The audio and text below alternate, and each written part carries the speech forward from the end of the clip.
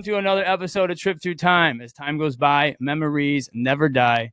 Today we set course for the Roadrunner in Boston, Massachusetts. Today's guest was there, of course. And you know that request line, guys? You know that thing that's exploded in popularity to the point of limiting fans to one non-Pretty Lights sample request? Yeah, our guest is behind it. It's with great pleasure to welcome Ashley, a.k.a. Grateful Hippie. Thank you for being here. Yeah, thank you for having me. I appreciate it. Sorry for cutting all the options. Hey, no, I mean, it's amazing to see how much that's changed. But yeah, again, thank you. Also, you're my first official female guest. So Oh, I love that. We need more of them. Yes, I love it. yeah, for sure. Where are you from? I am currently in Dallas. I am from Texas originally, from South Texas. I'm actually at my parents' house right now.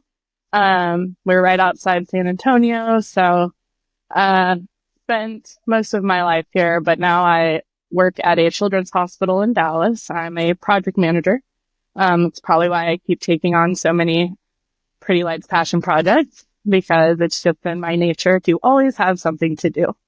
I guess if you go by the Pretty Lights website, I'm at 35 shows, but I'm actually at 37. My second show, which was Rothbury '09, does not exist as a set list. And then Nocturnal Texas 2010, which only happened a few times, that also does not exist. So I'm at 37 and will be at 39 after Chicago. My goal is to hopefully hit 50 next year. We'll see. After Chicago, I will have done, I think, 18 this tour. So I feel like it's feasible, but it kind of bothers me that I can't get to 40 before the end of tour, but it's fine. Yeah. Oh man. I mean, yeah, seeing some of you guys that have been able to do it this often it's awesome. I mean, yeah, I tip my cap for sure. It's I mean, Ethan alone. I mean, I can't believe. Yeah, Ethan is definitely everywhere. Speaking of, I want to just thank you again. It's kind of helped me out on that, and it was a great fill-in. I mean, it couldn't have been a better situation. So. Oh, I know. Yeah. The Freebird was pretty iconic. So. And let me just say, I will off the bat. I was like, that's cool. You know, they definitely didn't rip into the solo thing, but then after hearing the story behind it, I was like, okay, that's fucking sick. Awesome. Yeah. You know, it was really. I mean, again, I was like I said, thank you, because that was really cool to. Especially an Augustine episode to have that on there. Like, I know, I'm excited to hear it. Yeah, for sure. So, any standout memories, just real quick, over the years of Pretty Lights? My top shows, like pre-hiatus, would probably be, Red Rocks 14 with the symphony, and I think was one of the last times I kind of saw him do a solo show. So it was him solo, and then the AFB, and then it was the symphony.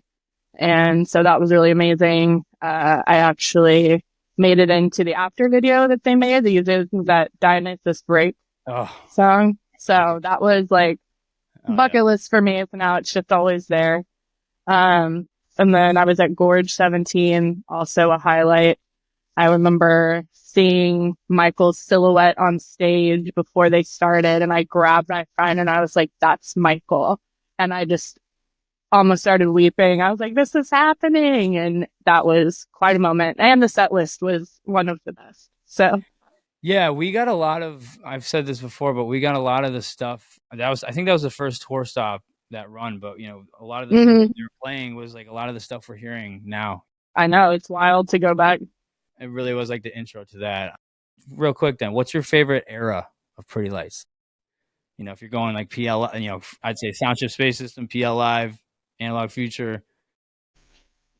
It's kind of the same way. Like, it's hard to gauge, you know, like which sets are better, right? Like, I definitely like different eras for different reasons. But as a, you know, like at my core, I'm more of a singer-songwriter, jam bander. Like, that's kind of how I came up in music. Yeah. And I think once I saw like Red Rocks 14 and Analog Future Band was around, I think that was, I don't know, like, oh wow, this is something else, you know, like, seeing him live, Bonnaroo '09 was my first show. And so up until that point, like I was going to music festivals to see the jam bands, to see the bands, you know, not the electronic folks, but seeing him made me rethink like what a late night was and what electronic music could do. And it kind of blurred the lines and was very intriguing. And so over the next couple of years, I really threw myself into the electronic scene because of it. And then once, you know, 2013 came around and Analog Future Band was a thing, I think that's what really got me to be like, okay, this is it.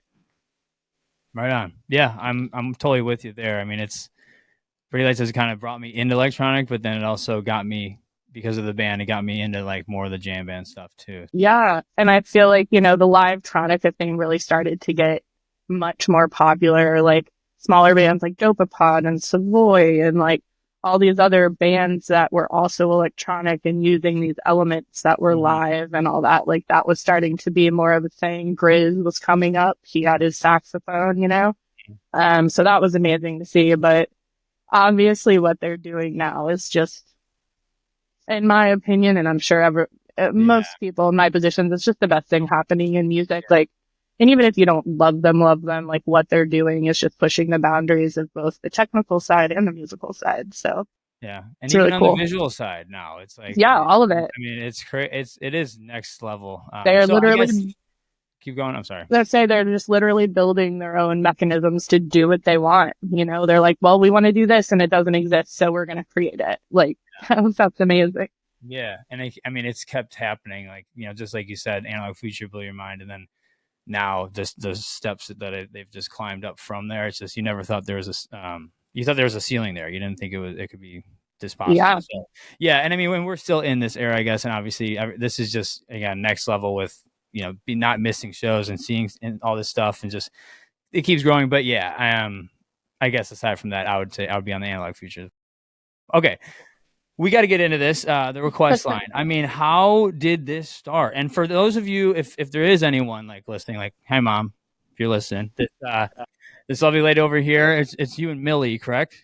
Yeah. Okay. Yeah. So they set up there's a Pretty Lights request line. And, you know, in my opinion, this is like the biggest story in like folklore this year or this tour. I mean, honestly, I think, you know, yourself and Pretty Nights are the biggest fam stories. So Yeah. it's just sweet that it's bridged the gap between the band and the fans Yeah. even more, and just all these like mind blowing moments are you know are really cool. Which I was gonna say this later. Let me just say this is fucking hilarious. Okay, so I didn't know. I heard there like, and I'd like you to take us back too, because I know this started last tour, but I never knew anything about it. And it came. I forgot how I just stumbled upon your Instagram page, and I honestly thought you were like a part of the team. And I was telling my buddy about it. So we had this idea to start this podcast. We did our first episode days before I left for Tahoe, and I remember talking about it on there. But I like was just like ADD, like a million songs, and then I was just trying to think of them, and I remembered most of them for the most part. But then like I said it on our first podcast again a day or two before I left for Tahoe, and I said, "Oh, I think Mac Miller. I think it was Jet Fuel." So it plays. I'm like mind blown. I'm like, oh my god, I definitely put that in. And I even made a video. And then I hit you up because you put the results up there. And I was like, oh, maybe someone else requested it for me. I'm like, do you guys give credit to like the first person? You're like, no, we credit everyone. What's your name? And I'm like, oh, Benny Badu. And you're like, yeah, no. And I'm like, what? And I'm like, dude, I look like a fucking phony. Like one of my second posts on my page is me fucking like calling out this thing that didn't happen. I apologies to the guy out there who did. Like, I'm not trying to take credit for anything, but like, I was just like, it was still wild though. In my head, leading up to it, I said it, but like, the system was not at all free of imperfections. yeah. So I am not going to take that away from you because, you know, technology doesn't always work, right? No, I think it works honestly because you were even like there's this like blues song that I put in and it was like it's called like Little Mac Simpsons and you're like I'm like no Mac Miller at all like none and you're like no there's a little Mac Simpsons in there and I'm like fucking A. Okay, so I again it's the fact that I talked about it beforehand is still in a sense It like still goes towards the synchronicity for sure. Like you said, it actually originally started last tour, Uh, during Soundship Space System. mhm. And, it was kind of just sort of in a beta mode. You could only access it through Discord because it was like a bot that was built in. And, that's kind of what you see if you go into the channel now. That's where all of our requests were fed, but that was the only way to do it. And it just wasn't the easiest way, right, to like gather the information because it was just you had to scroll through it.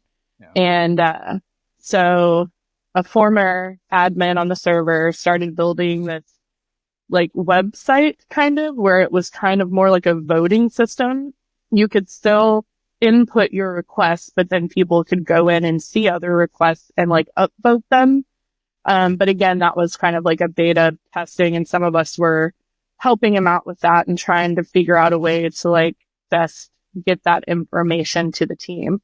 And so a few of them got through when you were asking about some of the stories. So Brooklyn, was it night one? I think it was Brooklyn night one encore.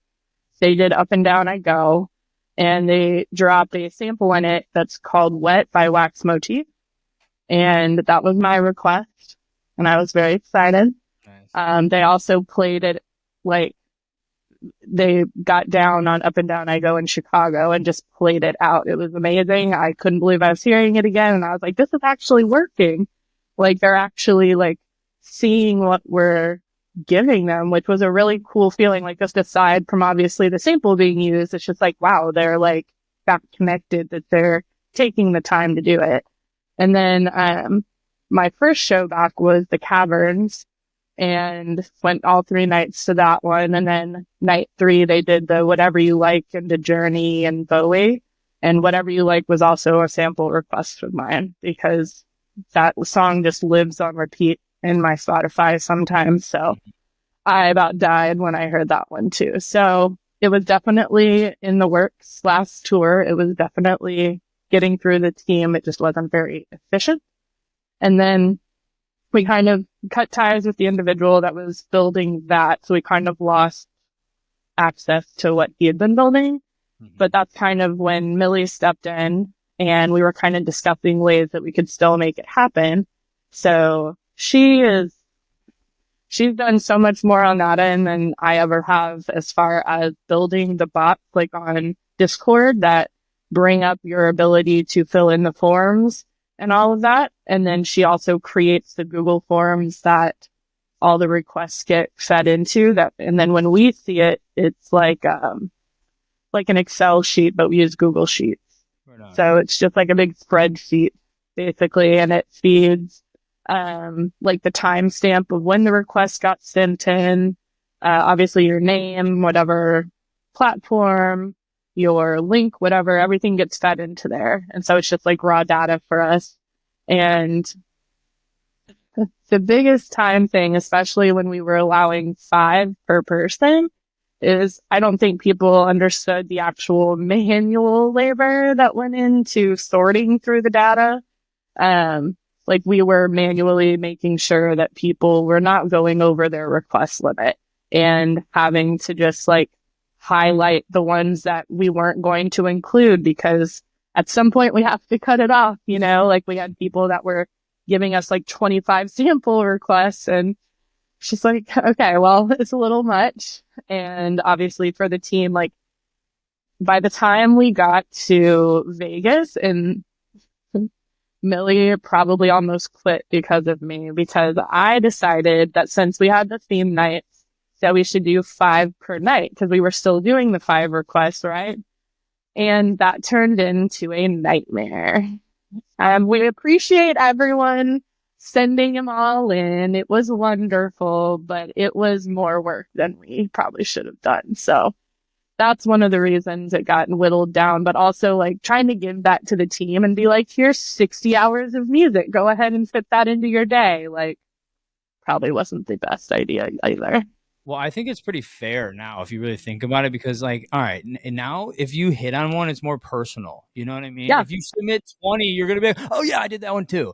If you really fucking like, you put your one bet down and you bet on one pony and it fucking hits, you're like, dude, all you're energized to the full. So I think it's Oh yeah, fair. we're still waiting on set listers to kind of come through St. Augustine and Boston. But yeah, we should have St. Augustine out hopefully soon. I was actually because again, I was wondering like how the workflow went and all that. So was this your idea? The request line, no, I was not nearly like as involved. Like I didn't join the server until I think it was the day before the mission shows, Mm-hmm. something like that. There were a bunch of us. I think somebody posted it on Reddit or something. And up until that point, Reddit was like the place I would go to talk about Pretty Lights all day. And so then I found the Discord and it was the beginning of the end, but there was a separate mod team. And then after that tour, we kind of, switched like the mod team. So it was a whole new group of people. And, so we were kind of learning to work through all that. But as far as the request line, like, I don't know if I know Derek's always wanted something like that. He is the one that pushes for it more than anything. I think he really enjoys like that connection and like getting those ideas. I couldn't speak to what the rest of the team thinks about it. But I think hopefully they've had fun collaborating and maybe sparking some new ideas. You know, Chris Carnes is a legend already, so it's not like I feel like he necessarily needs our suggestions, right? But at the same time, like collaboration is just what's made this band so amazing. So like, why not just throw in a few extra ideas? Yeah, for sure. I mean, I'm sure they have some ideas, and then maybe it's just a little extra creative, like piece thrown in the puzzle. Like I don't know, Yeah. I'm sure they're already working on a lot of stuff. It's probably nice. It's like, hey, not only connected, but with the fans, but then little stuff we may not have thought about. Again, Well, props to you guys for doing all that work. That's amazing. And I'm again pleasure to have you on because it's very interesting. Hearing all this stuff. yeah, it's been a really, really cool project to work on. And honestly, like just seeing other people's requests, like I'm like, oh yeah, that song's awesome. Like I've Mhm. found so much new music, right? Just being able to see all these playlists and play these songs and look for these songs. And that's been a really fun part too. Nice.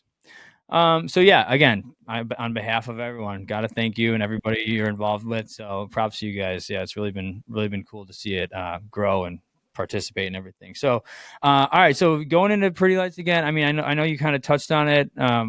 So you said Bonnaroo was your first time. Did you kind of stumble upon that? Were you going to see him or? Um, so my first Bonnaroo was 2006, and then I went in 2007, and it was right after or no, I went in 2006 and 2008.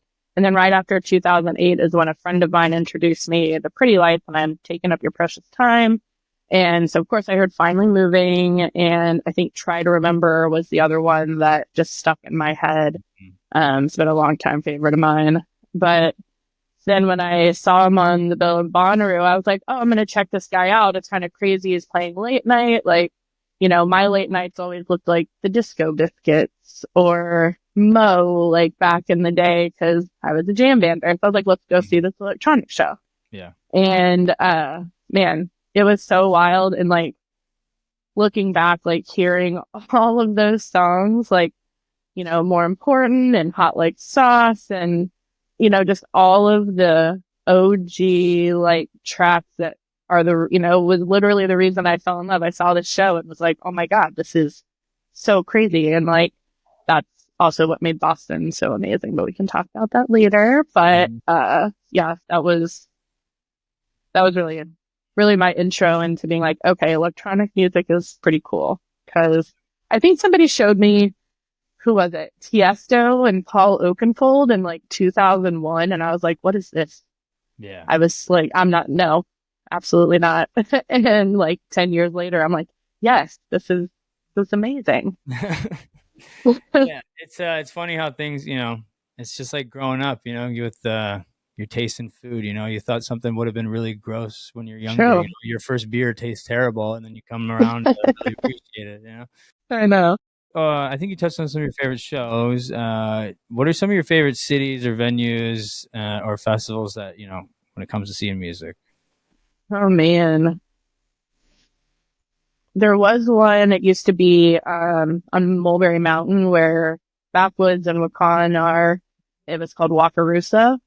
I think it originally started in Kansas, but then was at Mulberry around 2008 moving forward. And man, that was one of the perfect lineups. It was just always stacked with like all the jam I wanted to see and then all of the electronic I was coming up on. And I think I saw Skrillex in like a tent there in like 2011, and, God, just so many huge names. Pretty Lights was there in 2011 as well. And man, it was just the perfect size. It was like 25,000 people, I think. Maybe, I think it was about that many. It was smaller. Like my exposure was Bonnaroo where it was like 80,000. So I couldn't going even to something, it's so overwhelming. And I was going to try and do it again in 2020 because the lineup was so good. Obviously, we know what happened there, but imagine. I'm honestly kind of glad I didn't because everyone who went and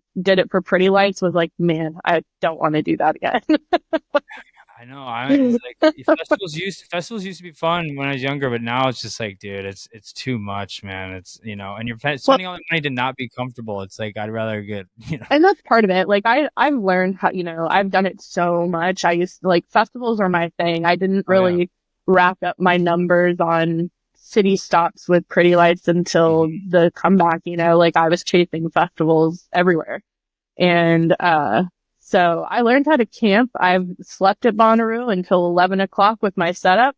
Got fans, I got tarps up. Got it all. Like I know how to do it, but it makes it less fun when like you're spending all day trying to not wear yourself out. Yeah, and just when you leave and get back, it's And let me tell you, being an older version of this crowd, like I'm 41. There is something to be said for going back and taking a hot shower and sleeping in a bed. Okay. Mhm. I've paid my dues. It's time. Yeah, and as fun as it is, I went up to Camp Bisco one time and we just drove to the fest and drove home. So it's like, yeah, I've been to the state of New York, but I can't even consider that it because like I didn't really do anything. You know what I mean? So Yeah, no, I feel that. I had a yeah, friend that drove from Boston to Bethel for the second night and drove back. So right yeah, after. yeah, Oh wow, jeez. I mean, yeah, fuck. So you said you're at 37, 36 shows? yeah, 37 and then it'll be 39 after Chicago. Nice. Okay. All right, just real quick. I'm a big deep cut guy. I gotta ask. Give me a couple of your deep cuts or rarities that are like your favorites. Um, I'm always here for an it's tricky Yeah. or like a toxic, Hmm. but I also don't always know like what constitutes a rarity. Like, is it just something that doesn't get played a whole lot? Or is it something that's like not on an album? I think yeah, it's like there's like unreleased slash rarities, but I think like technically a bust out would be something that hasn't been played in like a really long time. Yeah. I think like a rarity is almost yeah, it's more I considered. like I like a Beyond right now. Yeah. Or the No Blind Rain. I love that song. Yeah, exactly. Like those are deep rarities and stuff. Yep. So I just like nerd out on some of that shit to where it's like if that shit gets dropped, it's like, but yeah, like Piano Man being one or uh, you know, all that shit. Any before we get into my next part, any just like non-music or show related PL moment, like something that happened with friends traveling while Oh, up over the years. oh man. I mean, we've definitely road tripped like 12 hours to Bonnaroo and back with a car full of people and all of our gear strapped to the roof. And I don't know. The first year we ever went to Bonnaroo, there were 10 of us and none of us had ever been before. And so we caravanned up. I think there was like 3 cars and we had no shade. We didn't know if they sold ice. So all the food we had was non-perishable. So we were living on like peanut butter and jelly, basically. It does not work well in a tortilla, just FYI. I was ill prepared clothing wise, so I basically wore the same dress like all weekend and would just go into the fountain at Center Room and be like, all right, I'm clean. Um, and then, like there were so many reasons I should have never wanted to go back to this festival, but the music and it was just a different level of freedom, right? That like comes with being somewhere for an entire weekend and living next to people for an entire weekend and seeing the same people every morning. Like it's a really cool, space to share. And, then to put the music with it, like, yeah, I wanted to go back all the time. Yeah, it is a wild concept. Like looking back on it when you first are exposed to this stuff, because I had only heard stuff, and like you said, there's Wakarusa, there's Camp Bisco, there's summer camp for me. That was my first time. Summer camp was always the weekend, but right before Waka, so a lot of people did Scamp and Waka, and I mean, and then All Good. My buddy was at All. I remember I did go to All Good one year. Yeah, so my buddy, I had, so I heard about Scamp, I heard about Rothbury before it was Electric Forest, and then I heard my buddy was saying he was at All Good before when he was in West Virginia, and he was talking about Pretty Lights playing Country Roads at All Good. So I just kept hearing these things and like what goes on. I go to summer camp. My first fest, see Pretty Lights, May of 2012. And summer camp is like weird. It's cool in this way, but it's also a bitch. But it's like you park outside of the festival and you have you got to drag everything in. I've heard all that. In, but once you're in, you're in. So it's right. Like, yeah, that's nice. I was just dehydrated, did not like eat the best food. I was not, and I just heard you go in there and you party, but not right away. And I'm party, and I just decide to drink a whole lot, and the pacing yourself. In the afternoon, I just thought because that's what you do. I ate a lot of mushrooms, and at 3 in the afternoon, I ended up fainting. So I didn't even make it out. Well, that'll do it. Yeah, but nonetheless, it got me to my first Pretty Light show, which was one of now 44. So that started the fucking chasing relentless energy. So yeah, all right. Well, moving on. I just want to say, obviously, Grateful Hippie. I knew right away when I see your Instagram, she's got to be a Dead fan. I am. For those of you that aren't looking, I'm wearing my Dancing Bear hoodie, section 119. Shout out. Roses. Pretty Lights Dead one from last tour, like that.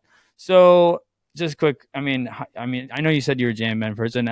Were your parents Dead fans? Is that how you kind of got into them, or? No, my parents liked music a lot. My mom plays guitar and piano. She has since she was a teenager. Oh, cool. But they were more like Peter, Paul, and Mary, and John Denver, and Johnny Cash, and Willie Nelson, and that kind of thing. My mom did like the Beatles and like Simon and Garfunkel, but didn't really get into like the harder side with like Led Zeppelin and The Who and like all of that. So, but no, I got into Grateful Dead. Acoustic guitar, tambourine, bonfire. Yeah. But I wonder why I turned out a hippie. I don't know. Yeah. But my freshman year in college, I met a girl who's now still one of my best friends, and she was into the Dead, and we lived on campus, so we'd go drive around in her Altima around the back roads of Snook, Texas. Where'd you go to school? I went to college at Texas A&M. Oh, cool. Okay. In College Station. Yeah. So we'd go drive around the little back roads in our Altima, smoking weed, listening to the Grateful Dead and Sublime. That's kind of where I got a little more into. I knew Pink Floyd before then, but we listened to like a lot more Dark Side of the Moon and The Wall, and so I got super into Pink Floyd there too. But yeah, that's kind of how I fell into it, and was just like, up until that point, like I was from a very small country town in South Texas and was two-stepping on Friday nights to the local country band. And so that was kind of like the radio was my exposure. And once I went to college and I met all these people that were like showing me all these things, I feel like it was like what college should be, right? Like just learning all these new parts of yourself. And I did a lot of learning and a lot of listening. And, that same friend, her roommate went to Bonnaroo in 2004, which is how I ended up finding out about Bonnaroo. And so it just kind of all led to where I am now. Right on. Awesome. That's great. Okay. And that being said, I just quickly got to say, they did that John F. Kennedy, like Center of Performing Arts, like thing last night. Yeah, I've been blasting it on my Instagram. The Sturgill Simpson and the dude from Goose, I forgot his name. I know. Rick, I think.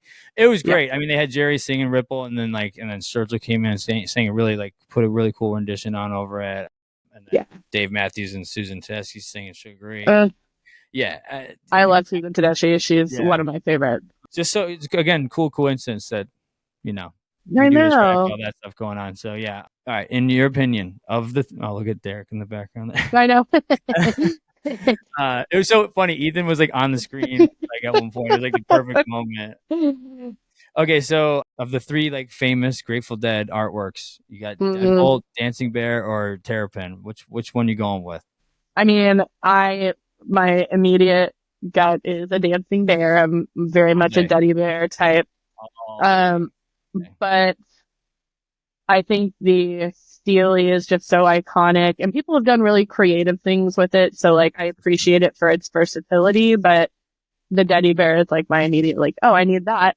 I need that. I also love the story behind it. Not to get too off topic, but Yeah. that guy Owsley or whatever that they call him Bear, whatever. Yep. So I don't want to go off topic too much. Okay, so then a couple quick question. All right, give me your top 5 wish lists for Grateful Dead songs for PL to swirl sample remix that haven't been done yet. So so technically Althea's off the table, Shakedown Street's Sure. off the table, anything that hasn't been done yet, any that come to mind, but if you want to give 5, I have 5 myself. Sugary is on the top of my list. It's probably one of my all-time favorites. I Know You, Ryder. I love that song. I didn't even think about that. And Fire on the Mountain. I mean, obviously Ripple is like everyone's favorite. They did a little bit of that, but they didn't necessarily do it justice. I feel yeah, the Florida thing. They never did. Did they do Not Fade? They never did Not Fade Away, right? Or did they? No. Yeah, Not Fade Away, and then maybe China Cat. Oh, dude, yeah, that would be amazing. They could do a sick jam with that, actually. So I think they played a China Cat like at one of the Mikey Thunder threw it in there. I think it. Oh yeah. Oh, they did for sure. They actually maybe did. I remember seeing that. And I was like, oh, that's dope. Okay, so here's my 5. Dancing in the Streets. I almost requested this for Chicago, but I feel like it's a summertime song. Yeah. We're dancing in Chicago, down in New Orleans. When summertime comes, believe I will be sending that in. I like that one, yeah. Okay, Estimated Profits. Estimated Profit is one of my favorite songs. The lyrics are amazing. Next time they play in California, they need to do that because it's like I would be so down for them playing more in California. I love California. Oh yeah, I know. So, I'm not from here originally. I'm from the Chicagoland area, but I've lived out here 4.5 years, and they need to come here. There's some sick. What part of San Diego are you in? Are you familiar? A little bit. I have a friend in Solano Beach. Oh, she's not far. Yeah, so I'm just outside of PB, Pacific Beach, which is PB's just south of La Jolla. Yep. I love La Jolla too. PB is just like it goes like PB, Mission Beach, and then Ocean Beach, which is like OB's like the hippie area and shit. Slightly Stupid's actually from over there, but oh yeah, right. So I'm just like if you leave PB, I'm just east of the 5, north of downtown, still San Diego limits or whatever. Yeah. Yeah, no, it's definitely beats winters in Chicago. I'm a little worried. Yeah, I mean, it can be okay and it can be really bad, especially down by the lake. So layers help, but again, going in and out of shows is not ideal for that. Then I have West LA Fade Away. I think that'd be an awesome little funky thing. Direwolf, one of my favorite tracks. And then Direwolf, yeah. I actually messaged Derek on Discord about this. Our podcast is Trip Through Time. Okay. And I think Long Strange Trip Through Time, which would be a nice crossover for Dead fans. Of course. Trucking, that would be like, having such a trip through time, my friend, and what a long, strange trip it's been. So that would be cool if it works out. I mean, yes, it would. Yeah. I feel like Truckin' was in one of the songs. It was in Boston. the Berlin Dream Smile. Yeah. In Bethel. Yeah, because it was. Well, I feel like they put it. I know I heard it in Boston. I know I did. I'd have to go back and listen. I might have heard something too, but they did the one they did from Bethel was Bob Weir singing like when he's that the verse thing where it's kind of like that quick bluesy. Mhm. Living off vitamin C and cocaine. Yeah. Yeah. Okay, so yeah, obviously love Grateful Dead. Awesome. Shout out. Okay, back into okay, let's go to Boston. Yep. All right. Let it out. How was it? Overall experience, travel, anything you want to go, just off the top. Going in, flying in or whatever and getting, taking it. Have you been there before? No, I went, a lot of these trips were first times for me. Never been to St. Augustine, Minneapolis, Boston for sure, Bethel. But yeah, I flew in the night before and got in kind of late and went to the hotel. And then the next morning it was snowing, which as somebody from Texas, I was like, oh my God, snow, this is amazing. Got to watch it from the comfort of my bed. So I'm sure that was part of the magic. Um, and that stopped before we left. But, I want to shout out my friend Jake. He also lives in Boston and he was the reason it made everything so easy. Him and his best friend Sweeney had already made all their plans. And then a week before Boston, I decided I was coming. So they were nice enough to pick me up and take me to the venue every day, which was helpful because we were all trying to wait in line. So shout out to Jake and Sweeney and Morgan and Drew and Baxter and Richie, who are all Boston fam and welcomed me in. And I really appreciated that. That's awesome. But, so it's all about, dude, the fam. And yeah, it was. So what this pod's all about too is connecting with the fams. I love that. Yeah. It's nice to feel like, I'm truly never alone when I go to a show anymore. And it's a blessing and a curse, right? Because I want to spend time with everyone, but you also want to curate your experience. So it's a delicate balance. I know. Dude, I say this a lot too, but I'm from the Chicago area, so like a lot of the shows that I've been to since the return have again, I miss being with all the people, but like it's kind of nice because it's a little more intimate. I'm not as with the big of a crew, and I know I'm a fucking chatty Cathy, dude. I hate it, but like sometimes, especially, it's just like, oh, and then I'm like, all right, stop, listen, pay attention. I also have ADD, ADHD. Oh yeah. But like the nice part is if I miss anything, I can at least go back. It's always there for you. I know. But again, it is nice to kind of take a step back and be like, okay, I'm like, when I don't have that much going on, I'm, too much stimulation overload. I'm like, here we are. So, yeah. Yeah, dude. Okay. So, did you was it a cool city or what? During the day, so the way that the Roadrunner was set up, there's, obviously the floor and people get there early to want to be on the rail and all that and get the merch. But there was an upstairs balcony area that was also GA and, GA, VIP, whatever. And, it was just center balcony. You could see the stage perfectly. And it was such a small venue that it was like almost the best seat in the house outside of being on rails. That's your thing. And, so, the Boston fam was real good about getting there early. I think we got in line by like 3:00 every day. And it didn't open until 6:15 or something like that.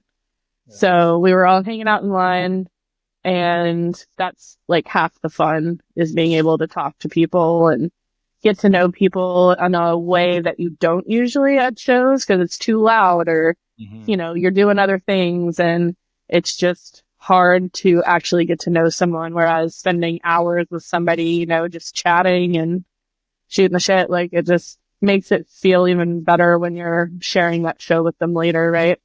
Yeah. So that was a lot of fun. And the first 2 nights we were in the balcony. So we were right above the Shark Tank and it was so good. He did such a great job for this show. I've been a rail rider this season a lot. So it was really nice to have somebody kind of be like, you should watch it from back here. And it was the perfect venue for it. It was so small. And he still had room to play. And I was like, okay, yeah, I remember why I love sharks so much. And that was amazing. Yeah, no, I mean, I not like, it's weird to say, but I never met you, but like seeing you on, I did notice you on the screen a handful of times here. So like, I'm like, oh yeah, that's that Grateful Hippie chick for sure. And yeah. And then, but yeah, like I was kind of opposite, and like it, I've never rode in the rail other than like a VIP thing I did for a San Francisco show, back in 2015. So that wasn't like necessarily like it because I wasn't like amongst people. But Tahoe is the closest I'd ever been aside from that, and that was really cool for me because there's so much space. But I would like to ride the rail, and again, I've really come to like it because the energy down there is insane.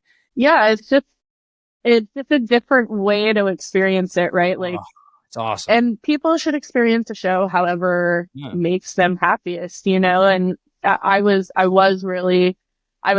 happy that I allowed myself to have a different perspective during a show, because sometimes you need that. Like, I get stuck in my routine, like, nope, this is how I need to do it, this is how I do my show. But that was really nice. And then on night 3 I did go to the rail. So I was up front with like Chicago fam, and like shout out Hammy and Amy Hmm. and Chris. And then Joel, also Rail fam, Dom. Man, there's just so many people that make it so much fun. And Dom was the one that was handing out Santa hats to everyone night 3. He had a card for people to sign, and that's what he gave to Derek. And it's just it's really nice to see the energy that that crowd brings. And um yeah, I like being down there with all of them. And like, it just gives this like show butterflies beforehand, because you're just so close to Hmm. everything. You're watching everyone walk around. So yeah, I love that. Also, I loved the Christmas trees on stage. I don't know why, but that really set the vibe for me. So I was here for a little Hell yeah. holiday magic. I mean, pretty lights and Christmas go together, like milk and cookies. You I know. know. But yeah, no, the energy is crazy up there, and like partially, I judge my favorite shows on not only the music, it's location, people you're with, and just that's why I think another thing that sticks out for me when I always look back at Tahoe is just kind of being in a new place for a show that I'm not typically at. So yeah, it was awesome. All right, yeah, night one. Let's get into it. Honestly, I just put at the top like outer space night. That's what it seemed like to me. So I will probably say right after the shows, I was rinsing night 3 most. But when, we were talking about doing the podcast, I was like, okay, well, I'm going to start from night 1 and kind of go in and see how I feel again. And I'll tell you, I have come to absolutely love night 1. Like, it's probably the best night 1 of tour, next to St. Augustine night 1, which was also insane. That was one of Alvin's best shows, in my opinion. But as a whole, like, I just thought they just did so well.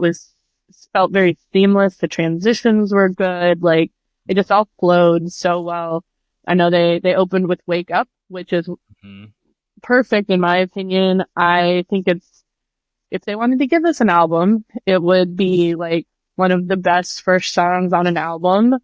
I kind of compare it to I Love Come Together on the Beatles' Abbey Road. I think it's Mhm. one of the best first songs on an album, because it like sets the tone. It's like a call to action. I don't know. It's just like, yeah, man, like it just like, hell yeah, let's go. And that's how I feel about Wake Up, like it starts so like easy, and then it just like, Yeah. builds up, and it Well, was how do you really start great. your day? How do you start your day? You wake up. Yeah, exactly. Yeah, so shout out Lance. Had him on. I learned that he loves that song. So Rustified Clips. Yeah, and then it goes right at the end. Derek goes, "Don't need to wonder anymore. I can feel it deep, deep down in my soul, baby." And then boom. I did notice. I looked back. Bethel Woods. They played these two back. I think they kind of like these two back to back. Wake Up into they spell it differently on other shows. This one says "No soy de aquí," which means I'm not from here. Oh, the Asayas La Vida? Yeah, they call it on this one. They call it "No soy de aquí."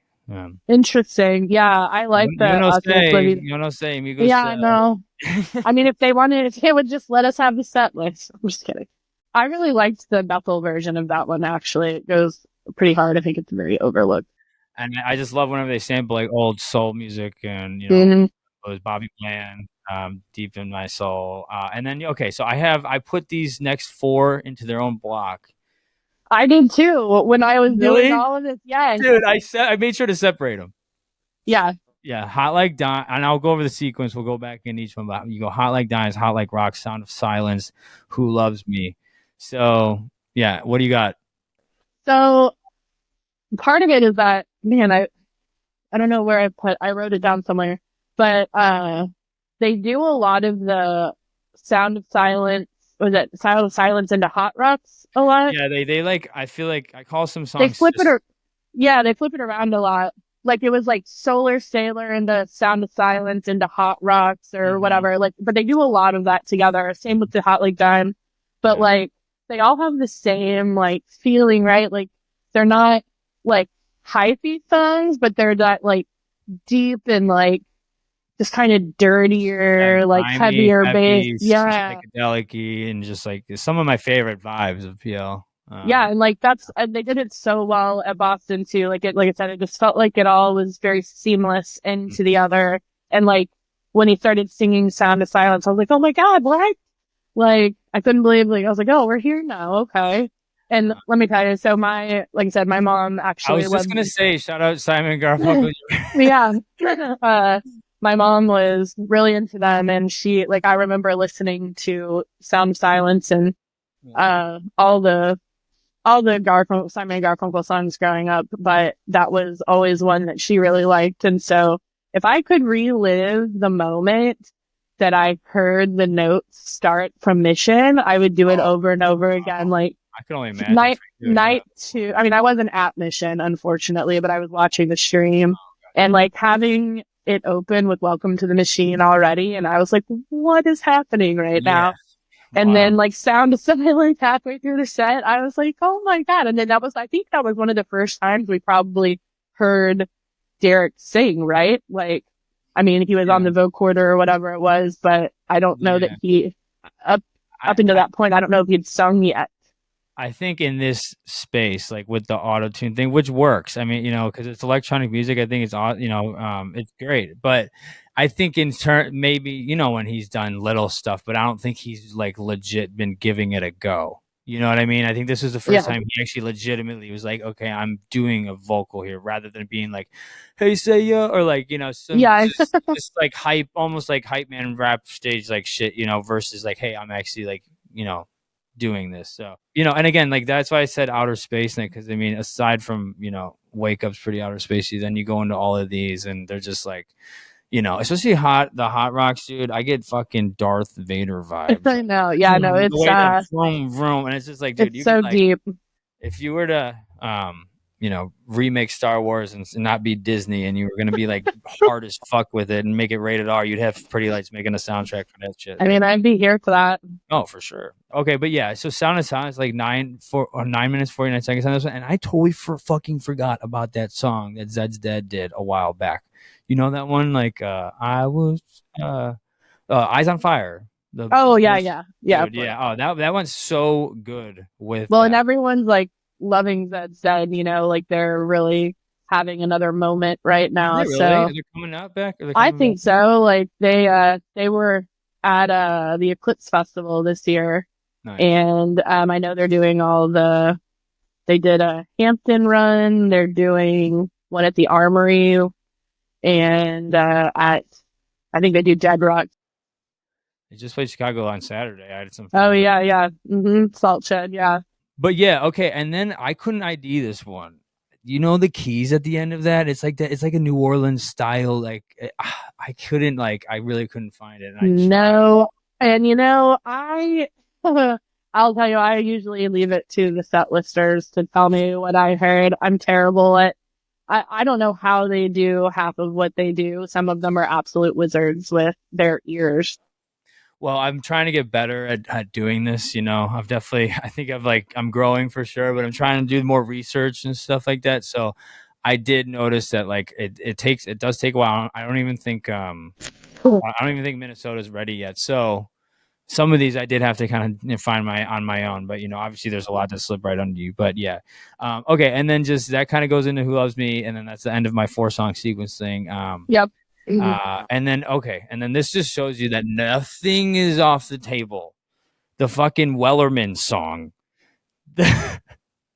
You know what I mean? The fucking pirate song they did No, I that. know. It was Yeah, really funny because when that started, like I said, I was hanging out with all of the Boston fam, right?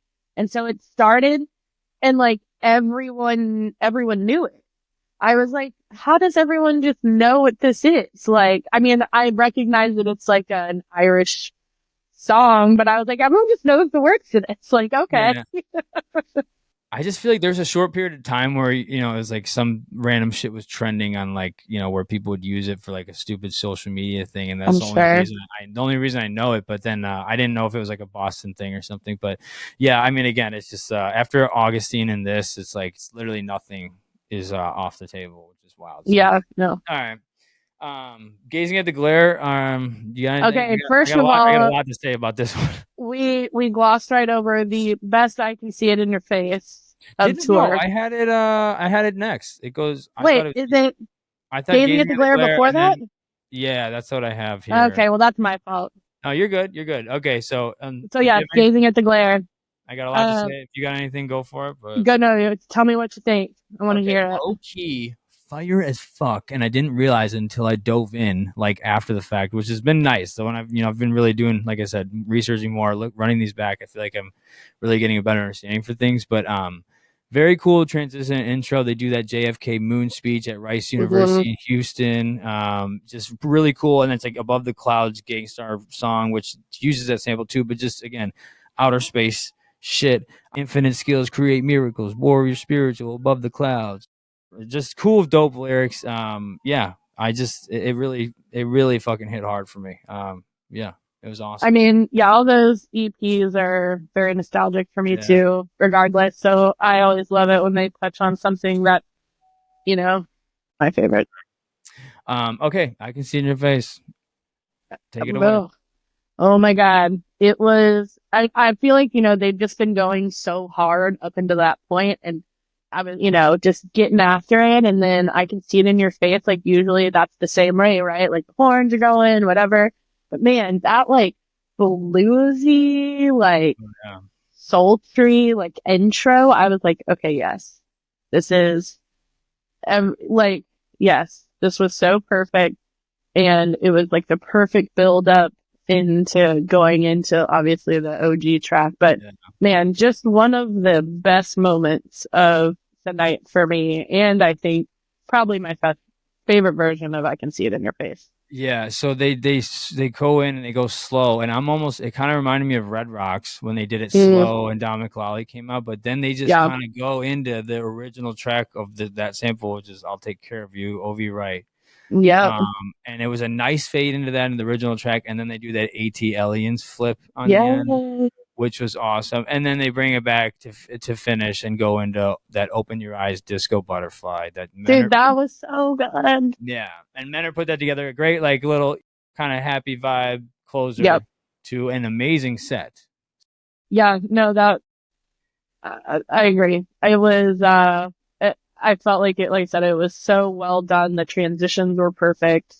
Yeah. Every now and then, like, sometimes I'm like, that didn't go Hmm. quite into the next song as well as I would have liked, but I thought everything was just perfect for this set. Yeah, it was that vocal's good. I mean, it's kind of like I assume an '80s track, like something around or like early '90s, whatever. Nice little cool melody and something new as they always bring us. So, all right, yeah, let's set two. Keep them bouncing. I love Keep 'em Bouncing. That one and like Let's Get Busy are kind of like same for me. Like, I always forget how much they get me going until they play it. And I'm like, yes, let's go. It just, it's a great way to start off and I don't know, just got everyone hyped as hell. Yeah, it's a hype one for sure. Lasers usually come out on that heavy. About 4 or 5 minutes in, they just started to break this shit the fuck down. Like literally tear it to shreds. Carnes is fucking going off. The drums are Um, fast as fuck. Like, and then some honestly weird alien robot sounds and shit. I don't know. It was yeah, no, very. they did that one justice. That was a good Oh, one. it was awesome. Yeah, and Yeah. then probably my favorite version. Um, Yeah. and I just like that little. We guarantee to make the party people bounce. Oh Yeah, and then all right, let them know it's time to go. yeah. Always good. What the hell are you waiting for? Lincoln Park, Jay Z, Numb Encore. Pretty dope. Always hitting different samples, Nas in there, stuff like that. Anything else for you there? Or? Um, not for that one, but Still Night, I know is, Yep. I know it gets played a lot, but man, it's just one that always hits for me. And it's just, another nostalgic one with the Welcome to the Next Level and all that. Like, Yeah. it's just hard not to get into that one. Yeah, I got a lot to say on this one. And for whatever reason, I didn't like. I liked it a lot back in the day, but I was like, yeah, it's not like one of my whatever. This is like just classic.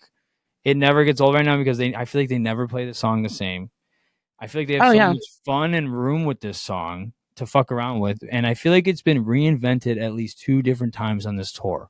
I mean, this was almost a tiny bit of every element of this song that they've done. It's fucking spectacular. But like early on, they were playing it kind of normal. Then they did that like that long Red Rocks one. It kind of did that, Yeah. that crazy drop, and you're like, wow.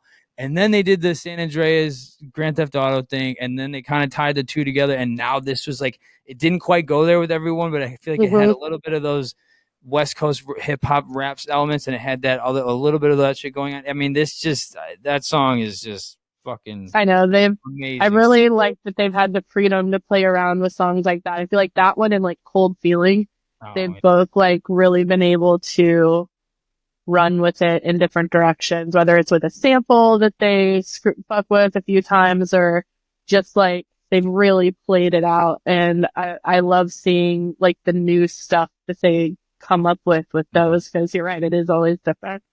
straight up, it's like a DNA thing, you know, and it's like branching. It still follows this kind of thing, but it's branching off here and there, and it's just oh man, it's really really fucking cool. Okay, and then so the Hazy Mind Shift last played Hampton, June Yep. 1st of this year. We do love a hazy mindset. Oh yeah, I love the Hampton shows. That was such a great way to start. So, I have to. Where did you go? Were you there? yeah. Nice. I have to run it back and listen. Honestly, after talking to Lance, I kind of just that one kind of just slipped over my head because it was the first one back, and I was kind of probably just being a baby and being like, I feel like they're not doing too much new stuff. And I mean, people are, their first show back, maybe not, getting used, but like, and then everything else kind of came up. So I definitely one thing I'm looking forward to is kind of looking back at all these after tour. But Yeah. D had a nice freestyle, right on par with. I feel like they always have this mid second set up tempo kick. They kind of go into the house stuff like that. Perfect way to go into that with all this. Some gangster boogie shit going on in there, and then look both ways. Look both ways. I mean, you gotta love that with EPs, right? Yeah, obviously. Mm-hmm. That I mean obviously the whole weekend we didn't know it at the time, but just literally hearing like every song that I came up on Pretty Lights to was wild, and almost all of it was in its true form too, right? Just Mm-hmm. better. So it was, yeah, I love hearing the old one. Yeah, and look both ways. Last played at Red Rocks, which is again kind of going back. I think Don Molly did something with them too. Nice, cool version of that. All right, so is it Russian Justice or I Know You Need Love? Because I feel like they're. I've always called it Russian I Justice. I feel know. like that's what I've seen it most, but I've always liked that one. I always liked seeing Michael get so into it, and like, Mhm. and then I I'm know sure. the first tour, like, there's some fun moments watching him do that, but I've always liked Michael's music too, so I feel like I can always kind of tell when he's had a hand in Yeah, a track more so than others. it's almost like Bobby and Jerry with the Dead. Yeah. But yeah, so I don't know. I guess Pretty Lights Live has it listed. I was kind of confused for a second. Like, wait, this is Russian Justice. So, but yeah, either way, we were due for this one. That's what I was gonna say. And only second time Yeah. it's been played this tour. Bethel being the other one.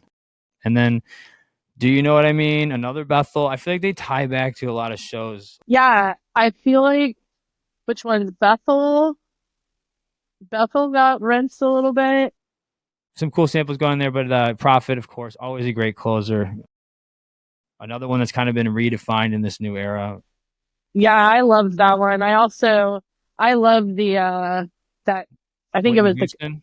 I think it was the Kygo track because Okay. Kygo does I don't know, that's the pitch that I feel like it was. So I don't Mm-hmm. know.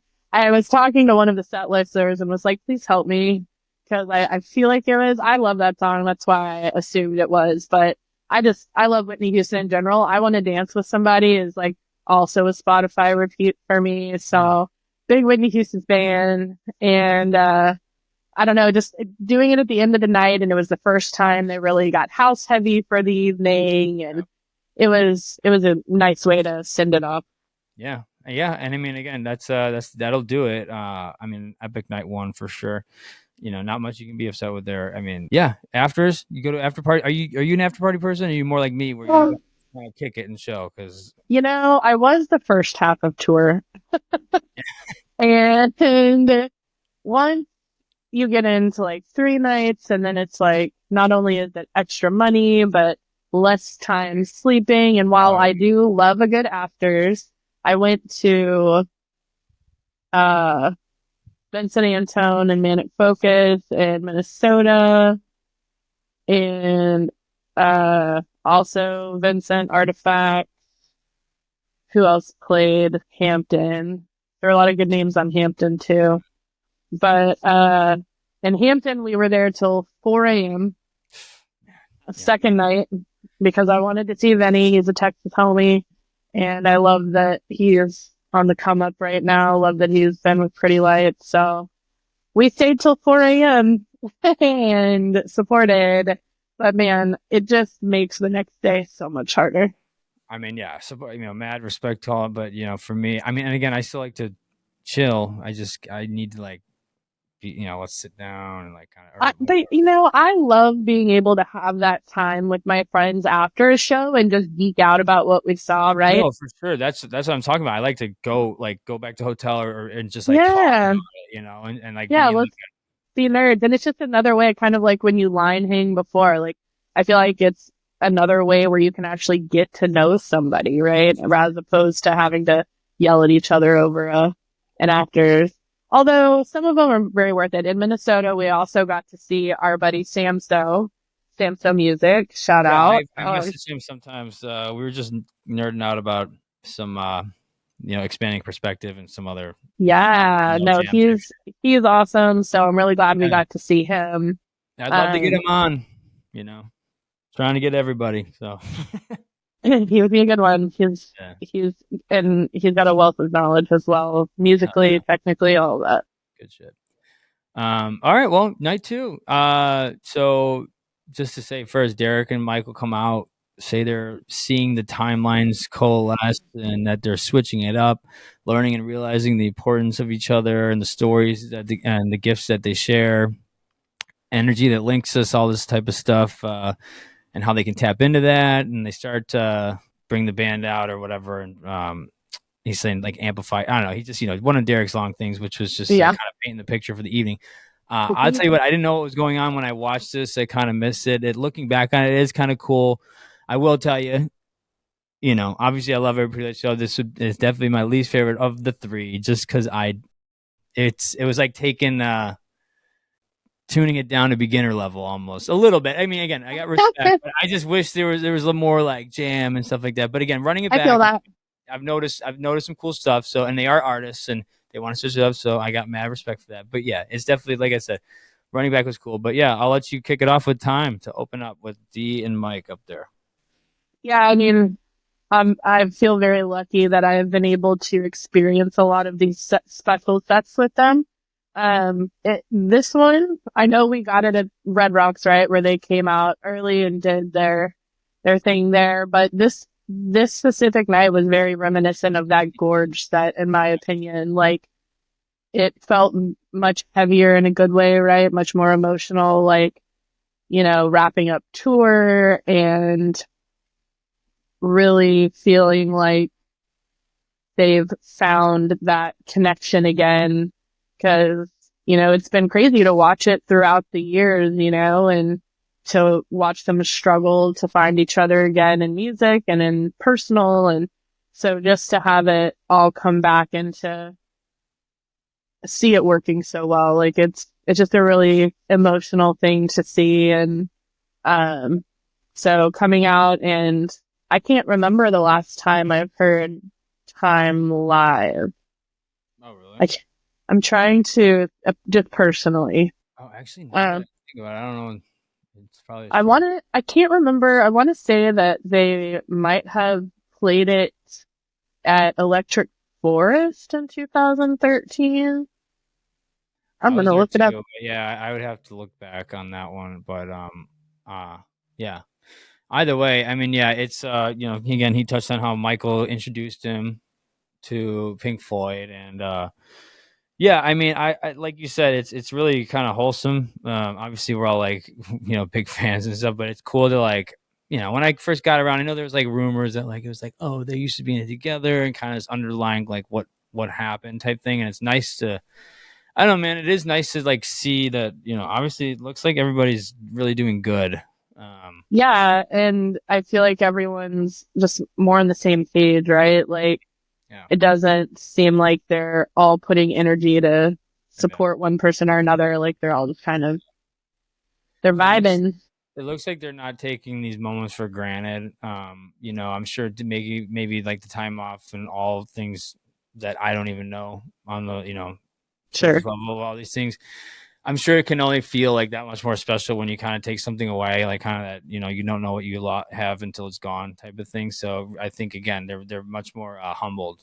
It seems Yeah. to me, and again, just like being best friends with since like eighth grade or something. It's just like a cool, wholesome thing. So yeah, Yeah. I mean, who thinks, when you start screwing around with, some modules at 18 that you're going to be touring the country, selling out show like that's just a wild and into thought. your 40s, like doing it. You know what I mean? Yeah, right? Like, like hey, I just turned 43 and I'm at my peak. yeah, Like, okay, that sounds awesome. because for most cases, these windows are short. For people. Yeah. And that's So, been one of the things, like, who else has been able to come back from years off, right? And to not only have the initial support, but to show people why it was worth it, yeah. like, it's crazy. And to come back even harder, obviously it's not cheap to invest, like to add all these extra elements too. So they came back with a bang, Yeah, So they yeah. and they did it good. All right, so time opener. I got some similarities I kind of noticed. All right, so they kind of go into filling up the city skies. Disc one, they go "My Other Love." Yep. Probably my favorite, one of my favorites from these albums. I cut my wedding cake to this song.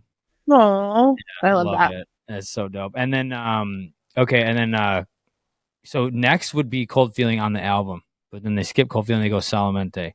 Mm-hmm. And another great one. I almost thought we I were like going that to one. get Fill Your Eyes because that was what they did at Red Rocks, and that is next on Yeah. the album, but they decided to hopscotch again, and they go Something Wrong. I Uh, know.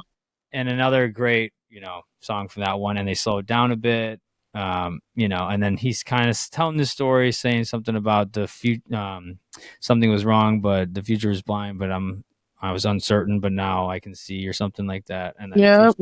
future blind, and yeah, I don't know. I mean, again, not much to say about these because I feel like they're just, Yeah, like sim- obviously it's all it's the just the songs, it's nothing OG. else extra, which is fine. Again, so not much else to say really. I mean, other than what we know, I maybe. think individually, like I see that, and then like looking at the set list like in front of me now, I'm just like, this is any OG, like Oh yeah, I don't mean that in a, it doesn't matter how long you've liked them, yeah, but anyone who, cut their teeth on all of this, filling up your city skies and taking your precious time, like while I do agree, like this probably is my least favorite of the three, but we're also comparing gold, right? yeah, exactly. Um, And, it's like but what pair of nice shoes do I want to put on today? I mean, I really like these ones, but like those are fresh too. So like this set list is pretty much every song that was on my first Fonru set list, mhm. right? Yeah, Like it's I just heard all of nostalgic for these for the people. first time, and to hear it again, and like it's been a long time since we have heard it normally. Yeah, So like for me, it was like, oh man, like this is crazy. And now we can listen to it back, right? Like it's not just an album version. yeah, It's like this whole new version where it's with, in the way that we know it now. I don't know. Like there is a lot to it as No, well. for sure. But And like I said, listening back, I definitely appreciated it more. And I was seeing, I mean, almost you could almost tell a story with the song names. I mean, yeah, they definitely kind of have some correlation there. But again, like you said, this is nostalgic for some people who definitely were before my time. Because like for me, it's really nostalgic. For instance, in Vegas when the horns came back, like that's when I really started to go in. So that was like for me really special. But yeah, yeah. I totally see what you're saying there. So yeah, Future Blind Summer's gone, and then Lonesome Street. So this was a bust out. Last time this was played. So this is funny because I bet you were here. I bet you were here because I was here too. Episode 10, New Braunfels, Texas. Were you there? Oh yeah, of So course. that was the Yeah. last time it was played, and this is night one of that run. That was actually that second night was the last time I caught Pretty Lights until the Warfield in November of 23. Yeah, same. That was my last one before the caverns. Oh wow. Oh wow. So we went from fucking September of 17 all the way to Yeah, November of yeah. 23. Wow, that's Like cool. 6 years, Wow. five and a Yeah. half. I know. So yeah, and then okay, that's when Menert leaves during that, and then Alvin comes up. I loved this, by the way. I loved that he spotlighted some of them separately. Like, That was very cool. I Very think one of the big questions people have had, just since all the touring started again was what the people in the band are actually doing, right? And so I think aside from spotlighting their talents, like it also kind of gave people insight. So like you hear Alvin and Derek playing, so like you're more aware of what sounds they're making and what they're adding to what you're listening to. And then you add in Borum and you're like, oh, those are the sounds Borum's making. You're like, oh, okay, that's what he's doing. And so like, I thought that was really cool too. Like it just kind of was a deeper insight into what each member of the band brings. And like, obviously you can hear what Chris Carnes is doing. So, yeah. you know. No, but I mean, great point. Honestly, that was a great because I didn't even like really think about it like that. I was like, oh, it's cool to show the progression, but like to really like, I don't know, if, how like some people I think of all instruments. I had this problem when I was younger. I don't anymore, but hearing the bass sometimes it was hard for people to just like narrow in on the bass, and like if you were to strip everything down, the basis of the The foundation. the Yeah. foundation of music is drums and bass. So like Mm-hmm. it's kind of like not to that extreme of wiping everything away, but like again when you hear Pretty Lights with drums versus when he's solo, you feel that and you're like, oh shit, it's more alive. And then again, like Yeah. you said, it was cool. I mean specifically from Borum because I mean we know he's got doing all different types of stuff back there, but again it was cool to like highlight that and everything. So yeah. Yeah. I mean, I think, when bands started doing more of the live drumming with their electronic sets, back 2011, 2012, that kind of era, I think that's what really, jump started what electronic music could be. Like you finally got that crossover from people like me, right? That were jam banders and maybe appreciate all music, but I'm also not going to go to Lost Lands. Oh, never. So, That's I'm, dead. I'd rather offer to work for free. No, I have no, I gone would. to That's a little extreme, but you know what I mean. I have gone to Excision. I've gone to an Excision show. I I can't. have, I was super into drum and bass and like drum step when I first got into stuff like Figure back in the day and, Zomboy and I don't know. I saw, a lot of the harder stuff for a minute, but it didn't last long because I can only take so much after a while and it can be fun, but it doesn't connect me to anything. It's pretty. Yeah, like same when I got into the scene, it was like, oh, this is cool, that's cool, and like again, what I stuck with was Pretty Lights, and then again, Pretty Lights got me into more of the jam stuff, but like all that other stuff kind of was like, yeah, whatever. Okay, that being said, yeah, like Iodo, so they, Love them. those guys are from String Cheese. I just gotta say, Yep. String Cheese has done so much for the music scene, for the electronic music scene. I feel like they really bridged the gap. I mean, not only for Rothbury and all this stuff, and like, I think the way it seems to me, I don't know, I don't have any information. I think that Pretty Lights and them really connected at Halloween when they played because then Pretty Lights is doing these theme stuff, which is kind of what I think he just got really inspired there, and that's what they do in Hula. And I went. It's a Yeah. great festival. But again, like Iodo is kind of like they're electronic-y and kind of like, they organize these festivals. And again, I think they really do a lot that like Yeah. I it's mean, string cheese is the reason that electric forest exists. Like I went to Rothbury in '09, which was the second and final year that it happened.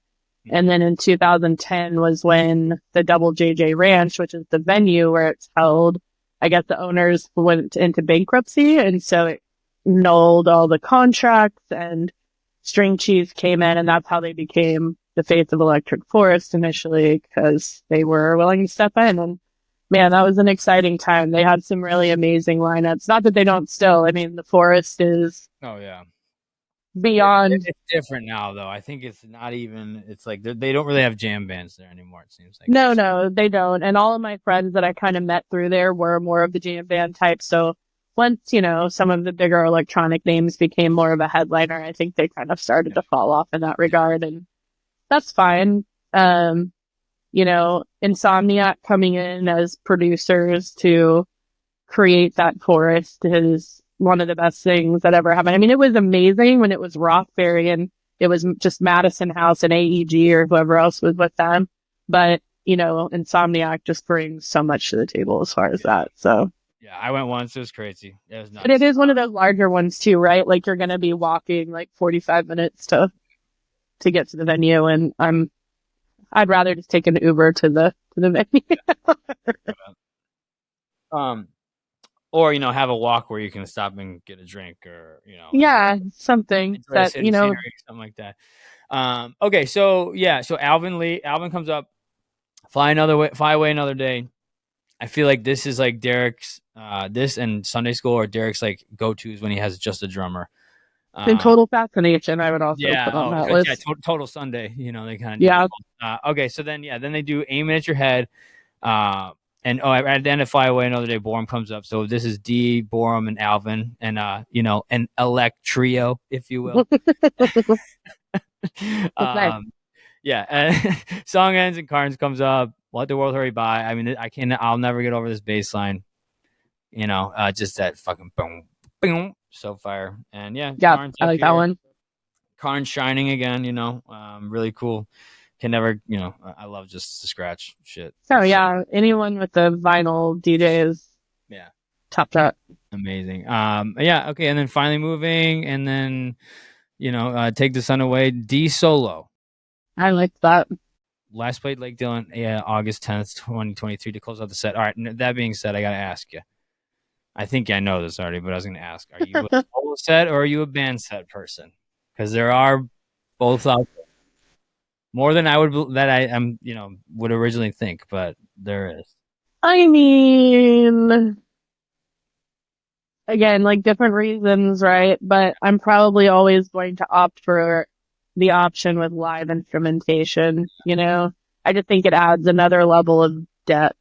Mm-hmm. Not that anything he would be doing now would be amazing, but that's kind of what adds so much. Like Alvin going absolutely nuts during whatever song it is, and Carnes scratching graphics on the screen. Like there's just there's not a lot that beats that experience in my opinion. Sure.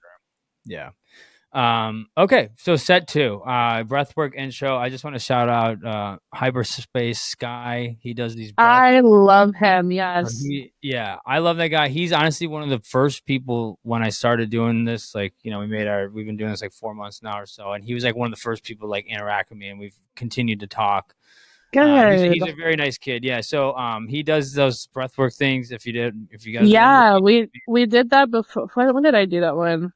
I think maybe before the Vegas shows. I can't remember which one, but yeah, I've definitely tuned into some of them before, and they're really nice. It really is a nice way to kind of settle in. Yeah, I haven't been able to do one yet. I've got multiple jobs, and sometimes my weekend overlaps a little bit, so I have to catch it late. But I am meaning to do one for sure. So okay, so ask your friends to open. Again, another nice little kind of like Biggie sample track, which is always fun. Yep. And I mean, I don't know, kind of similar here. Even though the band's here, nothing too crazy. But I mean, if you have anything else to go on, I mean, we got Hot Like Sauce, Total Fascination, Forever Lost, High School Art Class. Yeah, and like that's kind of just reminds me of my first set ever. Just hearing all of these. I think I heard Hot Like Sauce, Art Class, More Important, Up and Down I Go. I think I had all of those like on my first set. So I don't know. This whole night just kind of reminded me why we all fell in love with Pretty Lights. Like, I love that I have an updated version of all of these songs to now listen to and like take in differently, right? Like, sometimes I'll go and listen to the old albums just to hear the regular versions sometimes, and now it's just kind of cool that I can just go back and listen to Night 2 of Boston, and it's kind of the same thing. Yeah. And it definitely, like you said, told the stories kind of like before we get into the new stuff tomorrow. So again, all goes on, but it's like, it's like if I'm ever talking to someone about like getting into Pretty Lights, it's almost like, well, here, go listen to some albums. If you get past Right? that, come talk to me, because there's no way you're going to listen to live stuff until you understand where these started. You know what I mean? Yeah. Now you can go show them Night 2 of Boston, and actually you can just show them Boston, just show them in the wrong order, right? Exactly. Yeah, for sure. So yeah, and then I mean, there's some, again, just to say, Forever Lost. How can you can't not dance to that song. Another song at my wedding. Just gets you going. High School Art Class. I love this one. They did the Jump Around sample. And I know this is another one that gets played all the time, but I'm here for it. So many people love it. My friend Sweeney that was next to me absolutely lost his mind. Him and Jake have those jerseys, that was a Pretty Lights Bruins jerseys. Oh, and they have their little like, songs across the back, and his was High School Art Class. And I haven't seen anyone go that nuts in a long time. So it's a really nice memory. And again, like, honestly, a lot of these Boston tracks have been some of my favorites of the tour. Like, I Can See It in Your Face. I think it was definitely one of my favorite High School Art Class. Just a lot of versions of things that I'll probably go back and re-listen on Boston.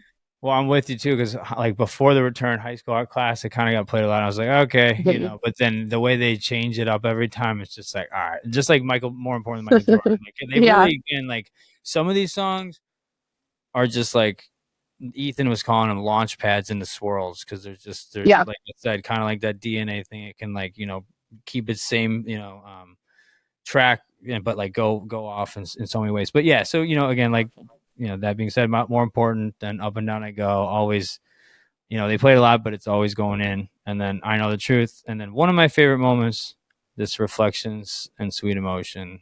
Oh, dude. Boston. I was a mess. I love Aerosmith. They're one of my favorites. I also love the movie Dazed and Confused.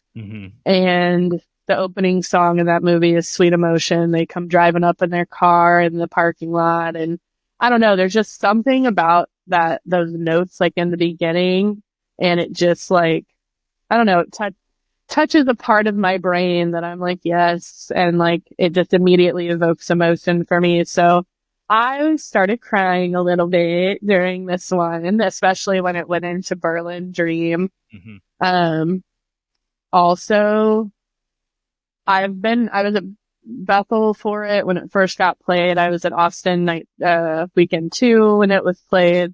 And so now it's my third time, and I will never get tired of that one. Yeah. And this one especially, I don't know that there was necessarily anything extra special about the track itself, but his freestyle at the end of this one is so poignant for me. Like, I have re-listened to it so many times. Like, I don't know, the words in the song Smile already are just really good. Like, I refuse to let past bruises cover the light. Yeah. And it ain't all good, but it's all good enough, so I know I'm all right. And like, I love that message. And then Derek's freestyle, he says, see, I wrote it down. He says, so you can see I have no present tense. I understand that time approaches resonance. And I got really stuck on that. And so I was researching like what really like resonance meant. And it's actually really dope. In physics, resonance occurs when a system vibrates at its natural frequency.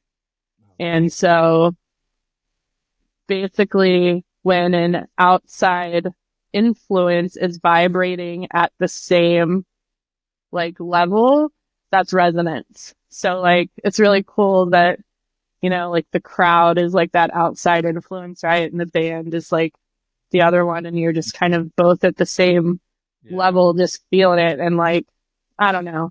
It really got me. I know that people have their opinions on his freestyles sometimes, and obviously they're not all going to be, Yeah. not all going to hit the same, but that one specifically, like, he even said that before he does it. Like, you hear him laugh and he's like, really? And then he's like, Born says I should freestyle. And then he just starts, and it's, Yeah. I don't know, you can just feel him feeling it. And it was one of the best movies. Almost looks like he's rapping right now. Yeah, like that one.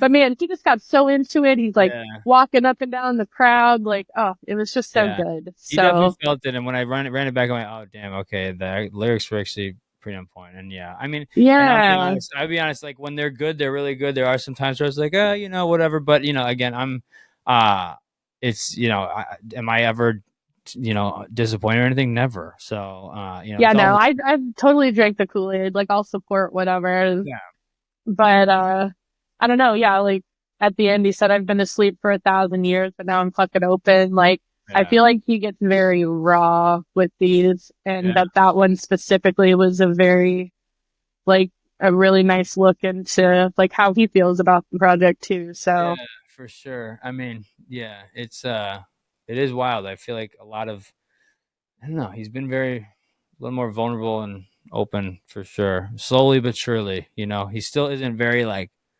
that outside of the music. You know, it doesn't no, yeah. like very like these documentary things are I'm very pumped for because you know it's gonna be a big look inside. But yeah, like it definitely is cool to see a little bit of the vulnerability on his end for sure. Okay, so then they close with the Berlin Dream smile. So I mean, yeah, what's your best moment of the night? Wow, that was hard. Just because everything is like all the OG tracks. Hmm. I don't know which one I could choose as my favorite because it wasn't, you know. Yeah, I kind of do these like sometimes if I have trouble, I'll do like okay, let's just like moment of the night. I think one of which would be just in terms of like it being a bust out and something that hasn't happened in a while would be Lonesome Street. But then in terms of like cool new thing, like you know, city specific would be the Reflections and Sweet I Emotion. mean, obviously the reflection, Sweet Emotion got me the most emotionally. Just after a night full of like nothing but OG, like, oh my God, Yeah. this is what I grew up like loving from him. Mhm. And then getting a little bit of like, I don't know, it was Sweet Emotion. Like it was just very poignant for the night. And yeah, that was probably my favorite moment. Going back, Sweet Emotion, such an iconic song. I can't tell you how many times young smoking weed. All right, roll the windows. All right, play. All right, start it back over. Sweet Emotion, crank it. Yeah, you have to listen Let's to a drive slow. All specific right, part. drive slow, everybody. All right, cool. Sweet Yeah, Emotion. no, love that one. Dude, straight up. Okay. All right. Well, night three. Let's get into it. Anything you want to say Yep. off the top? Man, so like I said, the right after this was definitely the show that I listened to most, I would say. Um, I think part of it too, I was on the rail. That was kind of like my comfort zone. I was with a bunch of the people that, you know, I'm used to seeing on rail. In St. Augustine, I was on the rail every night. So we spent a lot of time there and I got to know a lot of them a lot better too. So it was nice hanging out again. A lot of people on like other fans. You're saying? Sorry, I missed that. Yeah, like the Chicago people, Oh, like cool. Right on. Hammy and his wife Amy and Chris and Justin Balboa, who always does a bunch of the fan art, who's Cool. really good at all that and made these dope like baseball cards Oh, I for saw those. all Those the look band awesome. members. Oh, they're so cool. Love all that. So him and his group Dom, like it was just really nice to be with everyone up there again. And my friends Jake and Sweeney that I was hanging out with for the weekend, they were illuminating. So, um, it was just kind of cool to have different perspectives all weekend, you know, like being in the balcony, being on the floor, Yeah. getting there early. Like it was, I don't know, and being that close for the end of, well, technically the end of tour, I guess, but night, I mean, we don't have to we'll get into it, but set two is probably one of my favorites. Oh Oh, yeah. Fire. fucking fire. Yeah, we'll get to it, but I got a standout tour moment for me. Oh Um, yeah, I mean there's a lot of them in this first set too. yeah. So, but just to touch base on, I think it's it's really cool. Obviously, you've connected with a lot of people, and like obviously you've been to a lot of stops. I just think I would like to go to a tour closer. I just think that that's kind of like a whole cool moment, just to kind of, if especially if you've been to a lot, and like even though again like New Year's was released later, I don't think it's. I mean, I don't know. I guess it's weird how to put it. I guess it's still part of it, but Yeah, whatever. Nonetheless, I think it's super dope. That you kind of, like you said, you've gone a lot, build these relationships, and then just going around and sharing these yeah. moments around And is that's really how I was able to make Boston work really. Like I was talking to Jake and well, plenty of people were like, "Hey, are you going to Boston?" Because everyone just assumes I'm going to be at all of the shows, which is not a terrible assumption. I was at a lot of them, but I was like, "No, no," and like told everyone at St. Augustine that I wouldn't be at Boston. And then I showed up in Boston, and everyone was like, "What?" And oh I was no like, way. "Yeah, sorry." Like Nice. a week before, I was like, "Okay, I'm gonna have to see if I can do this." And the universe just kind of came together, like, friends helping me get to the venue. So I didn't pay for Ubers the entire time. Yeah. I happened to have just enough nights left on a friends and family rate with Hilton that it covered, a bulk of the lodging, like just little things that were Yeah. working out. So Awesome. it was the first time I've planned something that last minute. I'm usually a big planner, so it was a Yeah. lot. Well, that's awesome. I actually had a Yeah. ticket and I had to get rid of it, so unfortunately, but actually gave it to Brennan, the Illumination Art Lab dude. Oh yeah. He's another tech for me. So Sun Spreads Our Minds open. It's Derek by himself. This is like a 16, almost 17-minute version, but he does like a long speech before, kind of just looking back and appreciate the beauty of the past and reveal some secrets of the future. So then they play it, and then he mentions reconnecting with Menor and finding a vinyl in a record shop with him, which is that. Um, So where are you going? oh yeah, but again, nice little message. Where are you going? What do you want to I love be? that song. Yeah, Gets me in the amazing. feels. Yeah, it's just very chill and nice. Again, nice kind of tone setter to go into the way that they did. So Omega Children and Old Corolla. Like I said, I feel like these are sister songs. They kind of Yeah. just they go right so good next to each other. And then Derek flows on Omega, and then you know just the Old Corolla thing. I think he mentioned how Mike had an Old Corolla back in the day. Yes. So When they went and hustled their weed. yeah. So just to kind of give you, well, I'm gonna jump ahead a little bit, but like just if we're paying attention to the song name, so the sun spreads in our minds. And then and then where are you going? So the sunshine is like, Yeah. where are you going? And then Omega Children, so like being younger maybe, and then Old Crow, like as they're growing up, and like so again the car, where are you going? And then Road to the Stars. So like sunshine coming through, so you're on the road to stars and sunshine's coming through. And then chasing rainbows, rainbow connection, blue sky both ways, new heights. Ethereal, smooth operator, cool. I mean that just if it kind of goes in like a song path poem thing, just Yeah, like no, I agree. I think there's probably a lot more of that than we actually oh for notice sure. most of the time, you And know? the only reason I noticed is because he said he's telling a story. So Yeah, right. maybe I should pay attention more often. Pay attention. But yeah, again, so Road to Stars, Sunshine coming through. Okay, here's one of my moments of the run, of the night, maybe even of the tour.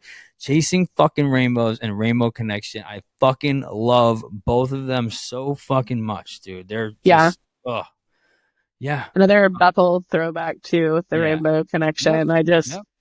Yeah, it's one of those songs that'll always be the Bethel version for me, probably. Hmm.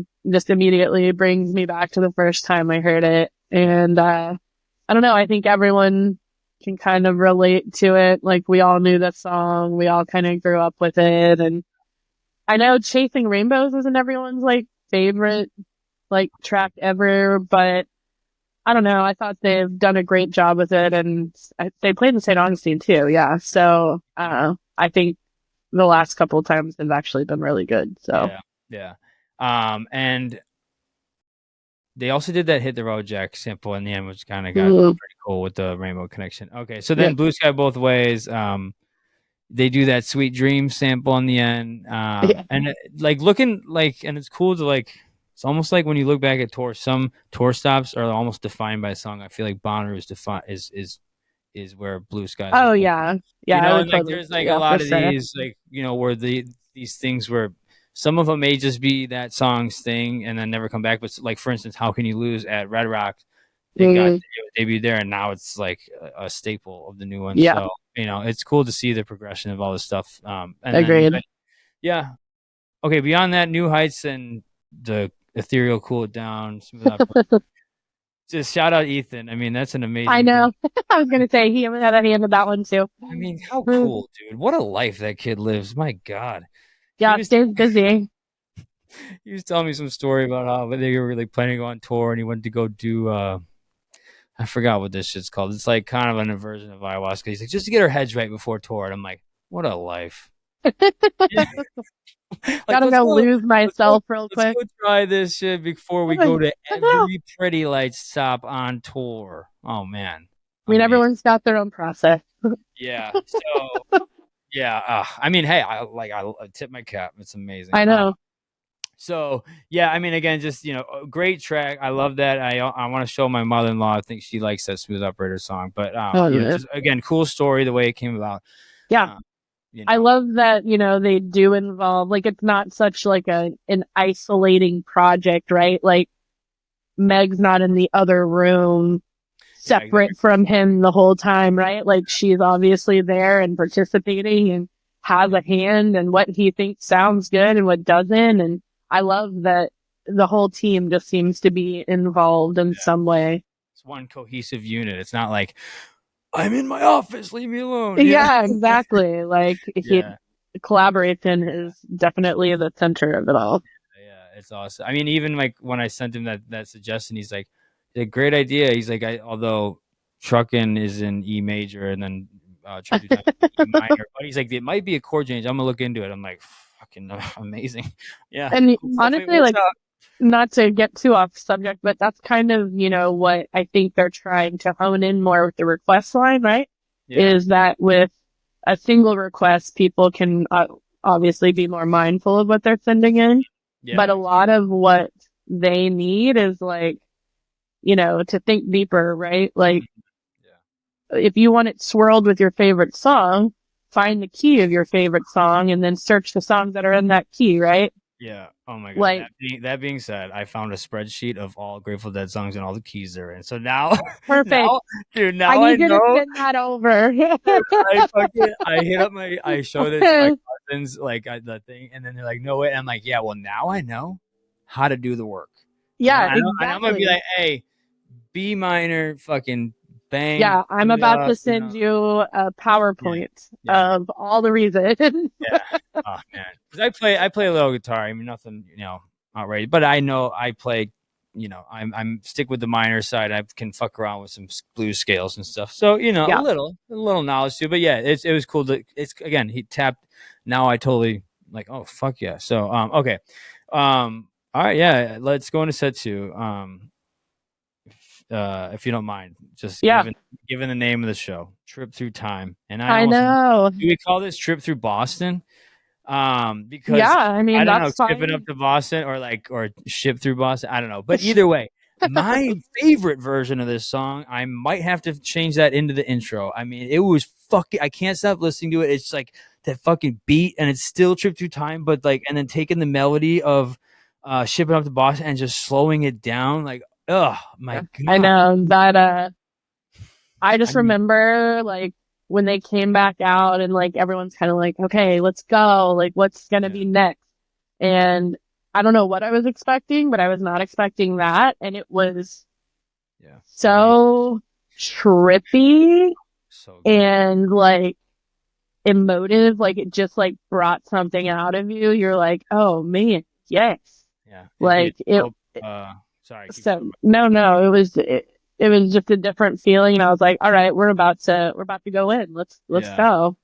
I think it'd be great if it's a great like rap beat too. Hmm. It's just yeah phenomenal and yeah reinvented that one for sure and yeah definitely favorite moment of the run for me And one of my favorite moments of the whole entire tour. I mean, that one is steadily repeated for me for sure. So, I think that was one of the reasons I kept rinsing it so much. I would definitely start. yeah, Well, I would start at the Ethereal because that Smooth Operator was yeah, oh, fucking for dope. sure. No, that's great. But yeah, that second set is just so good. Yeah, that's why I found myself on night 3 very often. Yep. So, then you got that time to build a home. How do you feel about that one? I like that one a lot. It doesn't evoke anything major in me, but I like it. New Heights was probably the first one that got stuck in my head, Mm-hmm. when on the comeback, but, um, I do think it's a really good transition song for them. I Yeah. think it helps bridge between a lot of different sounds. Mm-hmm. Cause I think they've gone a couple different directions with it. So that's cool. But, World is a Cinema is Yeah. probably one of So my good. favorite songs of the comeback right now. And especially when they play the Phil Collins drum part Mm. and like coming in, like, come on. So Red Rocks one was probably my favorite Yeah, that version. one was so because it was the first time they dropped it. Yeah. And then I feel like they went away from it in Minnesota, and I think they brought it back in Augustina here. But again, I Yep. mean, the Queen sample's always nice in there. Yeah, it's a really good song, and it's almost like sometimes I feel like early on I was like finding myself like I shouldn't like this song, but I do like even though I love all Pretty Light songs, but you know what I mean. It's more like um, I don't know, not my typical. More on the pop side, maybe.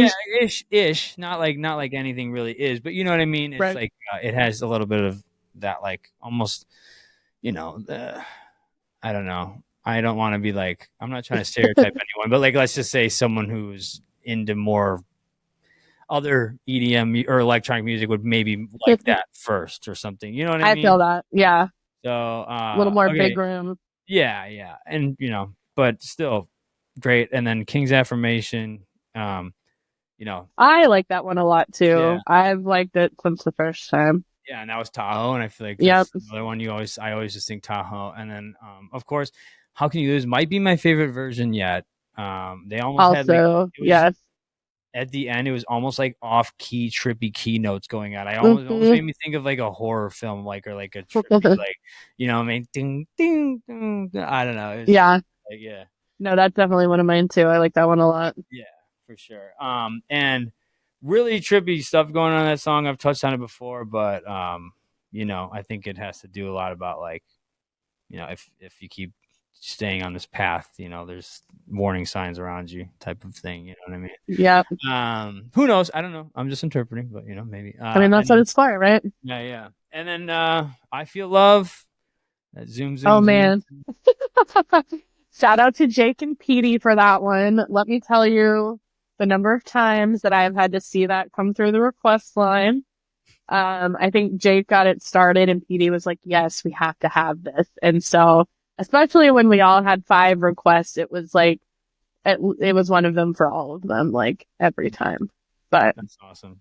it, That's cool. it was well received, especially since he's been requesting it the entire season and got it in Boston where he's from. So, Yeah, see, that's also like again with Ethan with his whole thing, the free bird. Like, I mean, for all you guys involved, that's just like really. I mean, it's got to be a crazy, awesome. Like, it's awesome. yeah. Everyone's jumping around, happy. It's cool, and it makes me, really. Like I said, with my whole thing with this, I'm just, I'm really fan focused. So it's cool to just kind of get some of these Well, stories. yeah, no one else is reaching out like Pretty Lights is to their fans and Mm-hmm. especially giving them the access, right? That we do, like being able to see every set, listen to every set. Like, how spoiled are we that I'm leaving the venue being like, hey, Hammy, when are you going to have that up? Like, Yeah, yeah, I and know. he's like, give me an hour, Oh, man. like, Yeah. so I mean, it's just so cool, like the access we've been given to them. And, yeah, it's a lot to take in. Like, who else is doing it? Who Yeah. else? It's also cool to be a part of it too. It's like, Yeah. that we're all part of this community that's a little niche. I mean, obviously it's big, but it is in terms of, sometimes depending on where you are, so there's parts of the world and country and that pretty nice is not necessarily as known No. Every average person. So it is kind of cool to like be in this, you know, this kind of little semi hidden secret. You I know. know. You know that meme where it's like, the guy's got his arm around the girl and he's just like Yeah. going in. That's how I Yeah. feel every time somebody who's like never been to a Pretty Lights show like talks to me about something. Yeah. They're like, "Oh, what do you do?" You're like, "Oh, Jesus." Like, Yeah. I know. I know. I see this band. Yeah, yeah, and it's like then when you have to explain that it's like, well, it's like electronic, but it's like a band, but it's like it's this and that. It's just like you already lost them, so it's just like It's yeah, like, whatever. okay, so. Yeah, yeah. Okay, so here another cool moment that Conga go off thing that they said they were going to Oh play in my Florida. I gosh. totally forgot. I'm Yes. really glad they brought that back because that is like I'm really sad they didn't play it in St. Augustine. I Everyone know, was like aching for the moment, yeah, I know but I'm still glad they made it happen. that would be like yeah again Florida vibe like dance floor shit. Yeah. Yeah, I mean I've been in a handful of weddings down in Florida. I think that would be if I can work my way into it, if I can do what you do best and get a request going into a DJ, Yeah. Get a that would be my salsa number one. moment. That would have been Sure. dope. Yeah. All right, I can see clearly now. I think they only did this at ACL. I didn't look this one up, but definitely a nice for this like the way it led into Dream Mhm. On and Objects in a Mirror. Yep. Yeah, great way to end an amazing weekend. I mean, yeah, I'll let you take it away here, but between those two, that will close it up.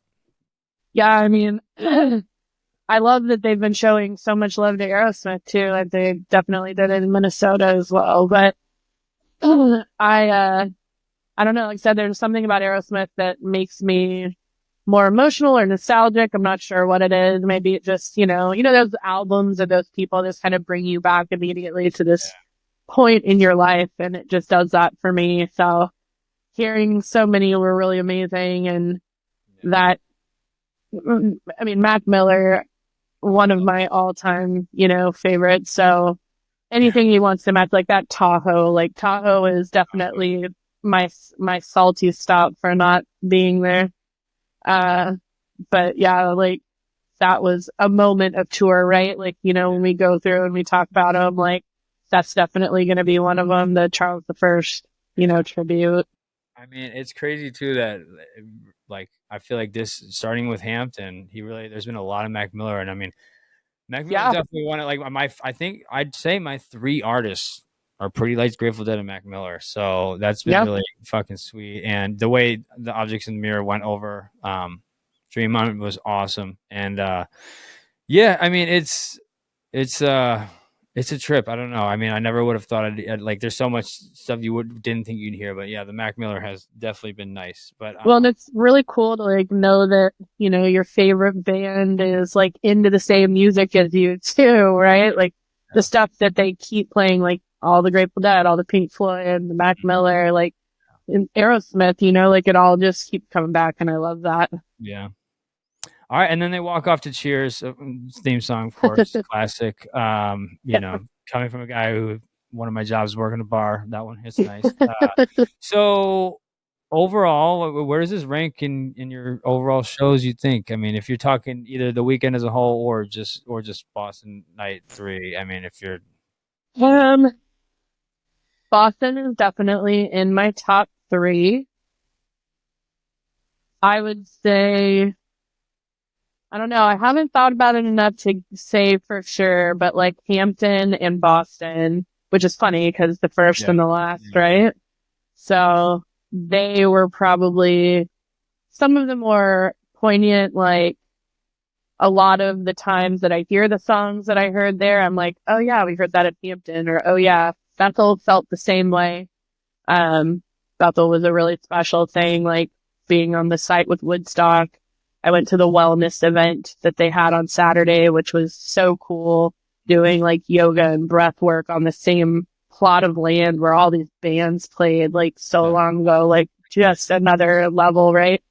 Um, so Bethel was a very special because it just felt very connected in the same way. And then I think I did listen to Minnesota again because I felt like it needed another rinse and loved Minnesota. But I think part of that was it was the first 3-night run of tour. exactly, yeah. And so everyone was like, yes, let's go. There was so much fam in the house. And solid sets all the way through. Loved every night. But I would say of this tour, Hampton, Boston, and St. Augustine were probably Right on. as full weekends. But Bethel in there. But All right, let's move on to New Year's. You're going, like you said. All right, yeah, so anything you're hoping to hear? I think I'd be really happy to get a Toxic or an It's Tricky again. I know it's funny. Somebody was on Facebook. I can't remember which fan group it was, like Party Lights or whatever. But somebody was talking about more important than Michael Jordan, and Laser Shark commented something about alluding to the fact that it may not be played. Mhm. And I'm kind of wondering if it will be or not, because we got it in Boston. But I think he's probably being I would sarcastic think. because And you're in Chicago. did you say sarcastic?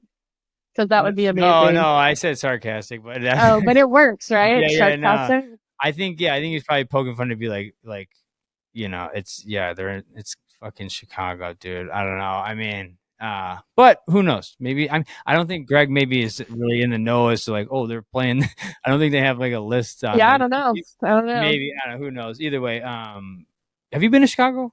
I have. I Oh, actually, you were at the Salt Shed ones too. I did not go to the Salt Shed PL run. I did go to the Salt Shed to see Enzo earlier this year with people that I know through the Discord for Pretty Light.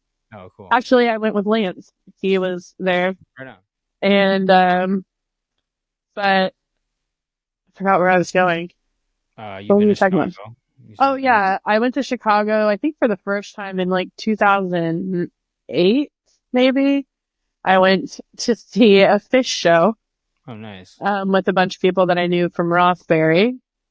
And, I am not a big fish person. I am a Grateful Dead Yeah, same. person, but I went there for that. And then I've been back a couple times. I actually really love Chicago. It's like all the stuff I really like about New York City, like museums and shopping and, you know, touristy stuff, but also like you can walk around and it's not quite as overwhelming in my opinion. Yeah, I've never been to New York, but from what I heard, it's a smaller, cleaner New York. Yeah, that's pretty much how I see But it. I mean, I grew up in the suburbs and kind of took Chicago for granted a little bit. I feel like I kind of know San Diego more just because I kind of gotten here and explored more. Sure. You know, Did you leave? When did you leave Chicago? June of 2020. So I've been Oh, here okay. for 4.5 years. Yeah, but I mean, kind of just looked at the city as a hassle. Only really went down for ball games and concerts and random shit, but like didn't really like ever live down there much or dive in. So if and when it's likely I will move back, I'll definitely have a different perspective on it. But I mean, definitely in terms of a city, it's really it's definitely up there. I mean, I've heard many people say it's one of the best. So, but one thing I like about California is I'm here for it. there's so much to do outside of the city. You have Oh, yeah. you have so much different landscapes. Whereas like in Chicago, it's like you're either in the city or you're in the burbs or you're fucking nowhere. So That's how it is in Dallas, honestly. Yeah. I'm kind of ready to find somewhere else. I've been here since 2012 now, and I've loved it. I have an amazing group of friends here. They travel for Pretty Lights as well. Yeah.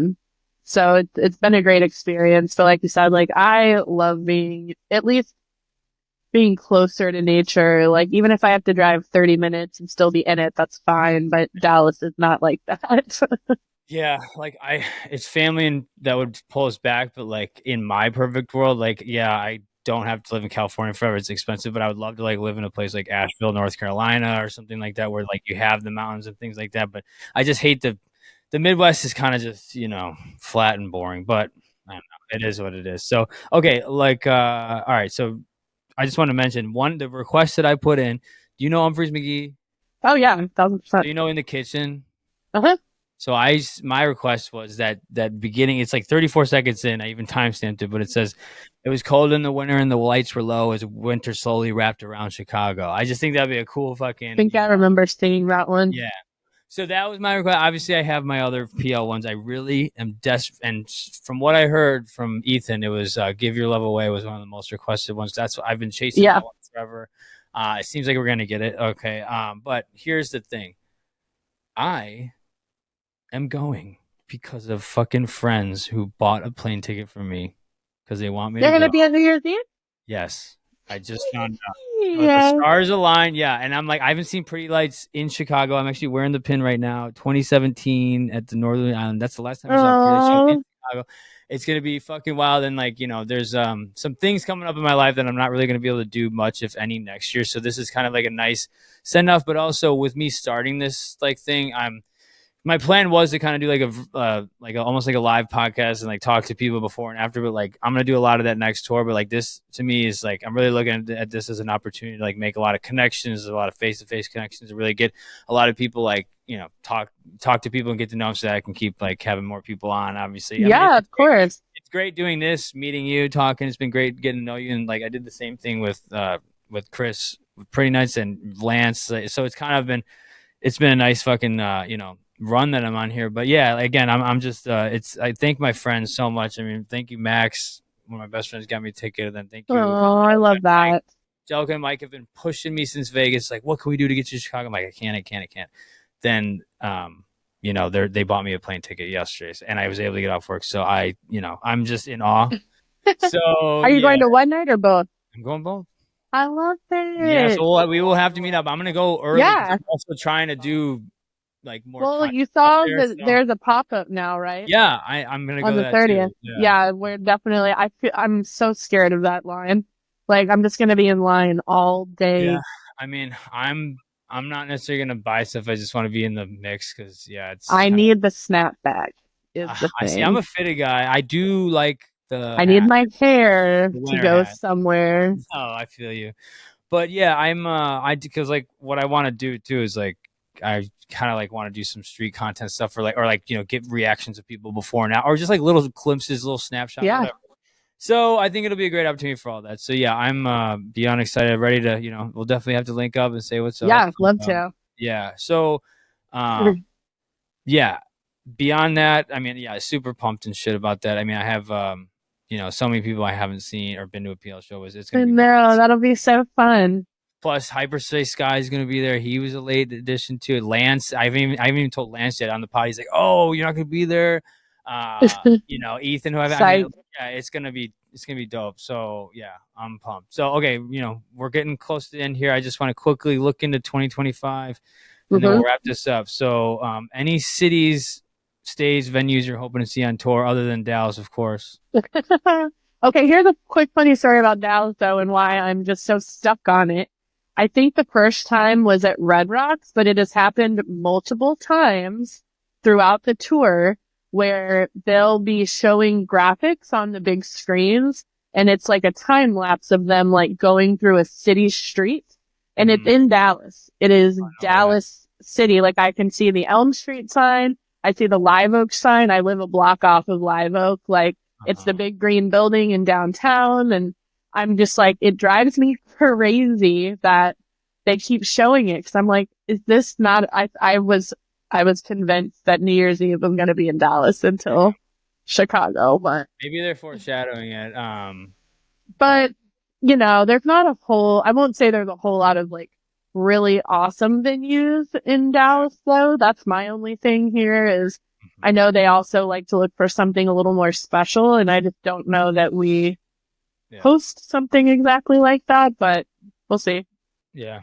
Well, so I actually had to make this a little more fun and easier. I actually had, if you wanted to break it up, so I have a couple locations I'd like, some more than others, but just something that would be like they haven't done or whatever. But then music locations, so just city music. So just to quickly go, oops, hang on, my wife's here. I gotta open the door. One second. You're good.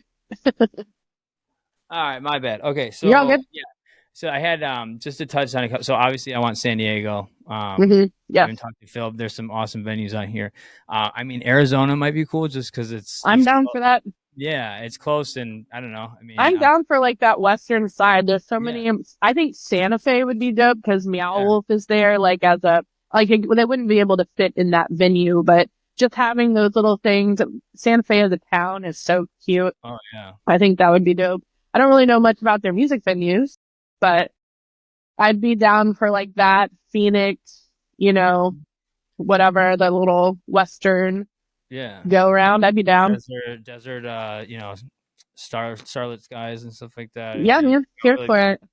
So that okay, that was two, and then Seattle or the Gorge. I feel like Yeah.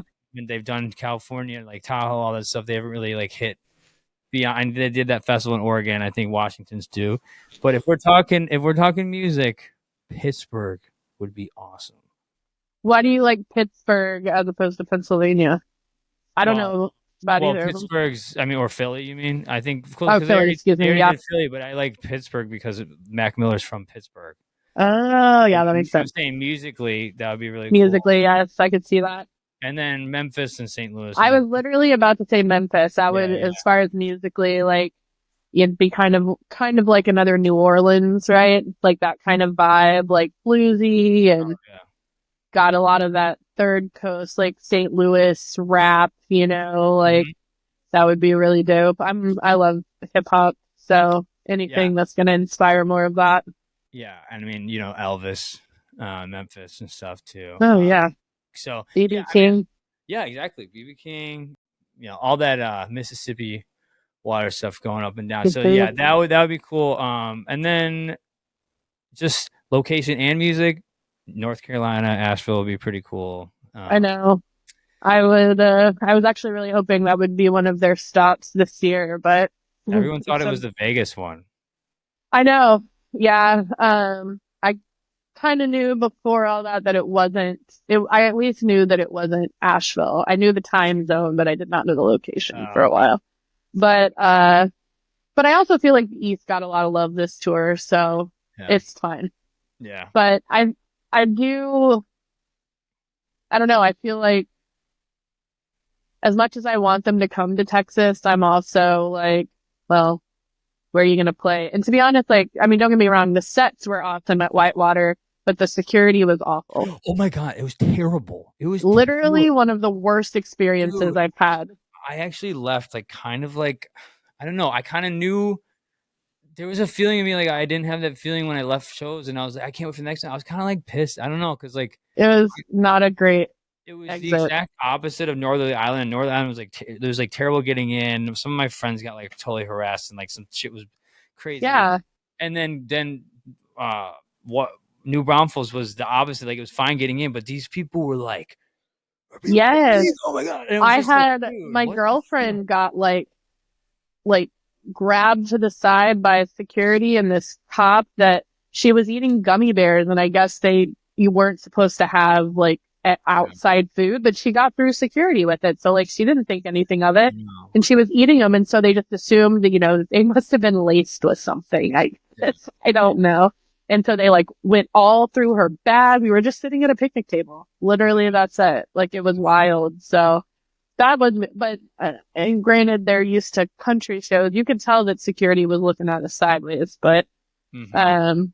yeah, I would not want to go back to that venue. And having been born and raised in Texas, especially South Texas, it's just not the place it's a place you'd struggle to get the permits. Let's just say Yeah. that. No, I guess now you think about it, yeah, it's probably like, you know, for instance, he played ACL, but that's like a whole festival thing rather than just like a venue. Yeah, like I feel like that's the only way they're able to do that because, yeah, there's just so many barriers to. All right, well, yeah, I mean, beyond that, I just, the only other thing I had was any festival predictions. I think they're probably going to play Swanee again, and beyond that, I have no clue. It's hard to tell just because they haven't done anything as a repeat other than, I guess, Chicago now, and even then they're using a different venue.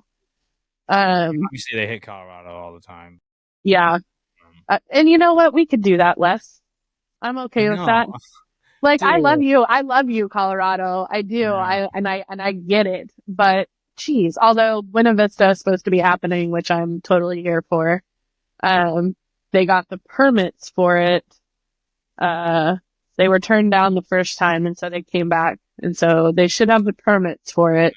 at the end of June. So hopefully that'll happen. Yeah, I mean, I'm down But for that because I went to a cool new scenic place. I went to Telluride. That was awesome and stuff. But yep. yeah, I mean, it is like, and on top of it, my buddy's bachelor party was in Red Rocks, and we only went one night because tickets were a Mm, nightmare and stuff. But it's just crazy how available the tickets are in any other place with Colorado. They're so like I nuts. know it's insane. And Red Rocks, while I love it as an experience, is always so chaotic. Like if you go in a different entrance than like another group of friends, good luck finding each other at a sold out show, like Yeah. it can be a lot, but I'm all down for a camping experience. I love that. I festivals, man. Yeah, I don't know. I mean, I can only think. That's hard. I feel like they would have to play the larger ones now, right? To kind of like make it worth their while Yeah. to get paid out the way they need to with all that equipment. So it's kind of hard to say. Like, I feel like if anything, they would go back to Halloween. I feel like that's definitely their vibe, but I feel like they like now Cheese would probably let him play two sets, kind of like how he did. He helped him out last time. He played like two yeah, different. it's filled in for Rainbow Kitten Surprise. That's awesome though. Yeah, I don't know. I definitely they need to do that. Obviously, I think those doing a couple festivals really help Yeah. the rest of I, everything I else. mean, to be honest, like it would be kind of cool to see them take over a festival the way that String Cheese has and have that freedom to do the theme sets, right? Hmm. I just don't know. I also wonder if they're willing to commit themselves to like a same place, same Yeah, time. it is a cool in theory. I just don't. I do love that. Like when you go to a PL show, we're all like in our versus when you have like. Although it's cool and it's cool that people cross over and learn, I just like it's nice that we're in our cool kids club type Oh shit. yeah, I want to Yeah, be completely surrounded by everyone else who's drank the exactly. Kool-Aid. Yeah, for sure. I mean, yeah, that'll do it. I mean, that's pretty much all I have. I mean, beyond everything that you've already done in the community, I just want to thank you not only for for all that, but for coming on the show. I mean, it's been awesome getting to know you. I'm really getting excited about doing this stuff, and Yeah, I'm so excited to hear you're coming to New Year's. That's yeah, that's an exciting surprise. yeah, no, I'm super super grateful and lucky for that. So yeah, again, thank you for coming. I'll just pass it off to you. Anyone you want to shout out or anything you want to say. Close it Well, up. definitely want to shout out Millie. She has really been the reason that the request line has been able to function as it does. Um, and she's just had really great ideas with like the data she extracts and just she has kept us all in line. So it's been a real pleasure to work with her on this. So definitely shout out to her. Shout out to Viz. He will probably, sorry, I call him Viz because I'm a Discord nerd, but Chris Wilson. Um, he will probably have a hand in helping us build whatever the next phase of the request line looks like. Just takes away a lot of the manual stuff that we do, and he's got a lot of great ideas. But mostly like the fan reactions have been so amazing. So like shout out to everyone who's actually putting in the time to think of songs and to find the parts of the song they think are great. And for all of the Pretty Lights requests, like hearing people's stories about how they heard their sample and what it meant to them and, what it feels like to have that moment. Like, I said, I had it last season with Whatever You Like and that kind of thing. And it's just one of those like surreal moments. You're like, oh my God, like they actually like saw my name in the song and we're like, yes, that's it. So, that's been a real upside. I think I've tried to shout out all the people that have helped, but I cannot name everyone who has Sure. made this tour what it was. I have never felt more myself than I have this year, and being with the fam as much as I've been able to has been so helpful on so many levels. And I'm actually really sad to think about what's going to happen after New Year's and how long it'll be. But, just gives us more time to obsess over the next announcement, right? For sure. I mean, time does go fast, so I'm sure before we know it, we'll be seeing that. But for me, I am sad, but I'm a little relieved because I'm gonna be able Oh, to I need take. to financially recover from this year, Yeah, okay? for So I sure. get it.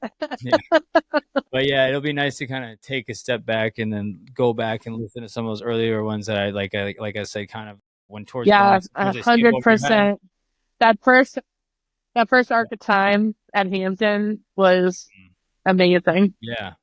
Yeah, another one that got, so much every show had a groundbreaking thing, and even if it was like, Red Rocks had the special guests, and then Tahoe had like just so much epic shit that like came back, or King's Affirmation, like California Soul, Preacher Man shit, Oh, that's so and good. Vegas is stuff going on. Yeah. Man, it's been amazing, and I'm excited to see what we have more. So yeah, all right. Well, thank you again. Yeah, man, it's been great. Yeah, it's been a pleasure getting to know you. Can't wait to meet you in person, and this is what it's all about. So yeah, this will conclude this episode of Trip Through Time. As time goes by, memories never die. Thank you so much to Ashley, aka Grateful Hippie. It's definitely nice to dive deeper in and see how this all started, and the process and how it's changed. So thank you for shedding light on that, and thank you to everybody out there. Looking forward to connecting with anyone else along the way. All right, well, that'll do it.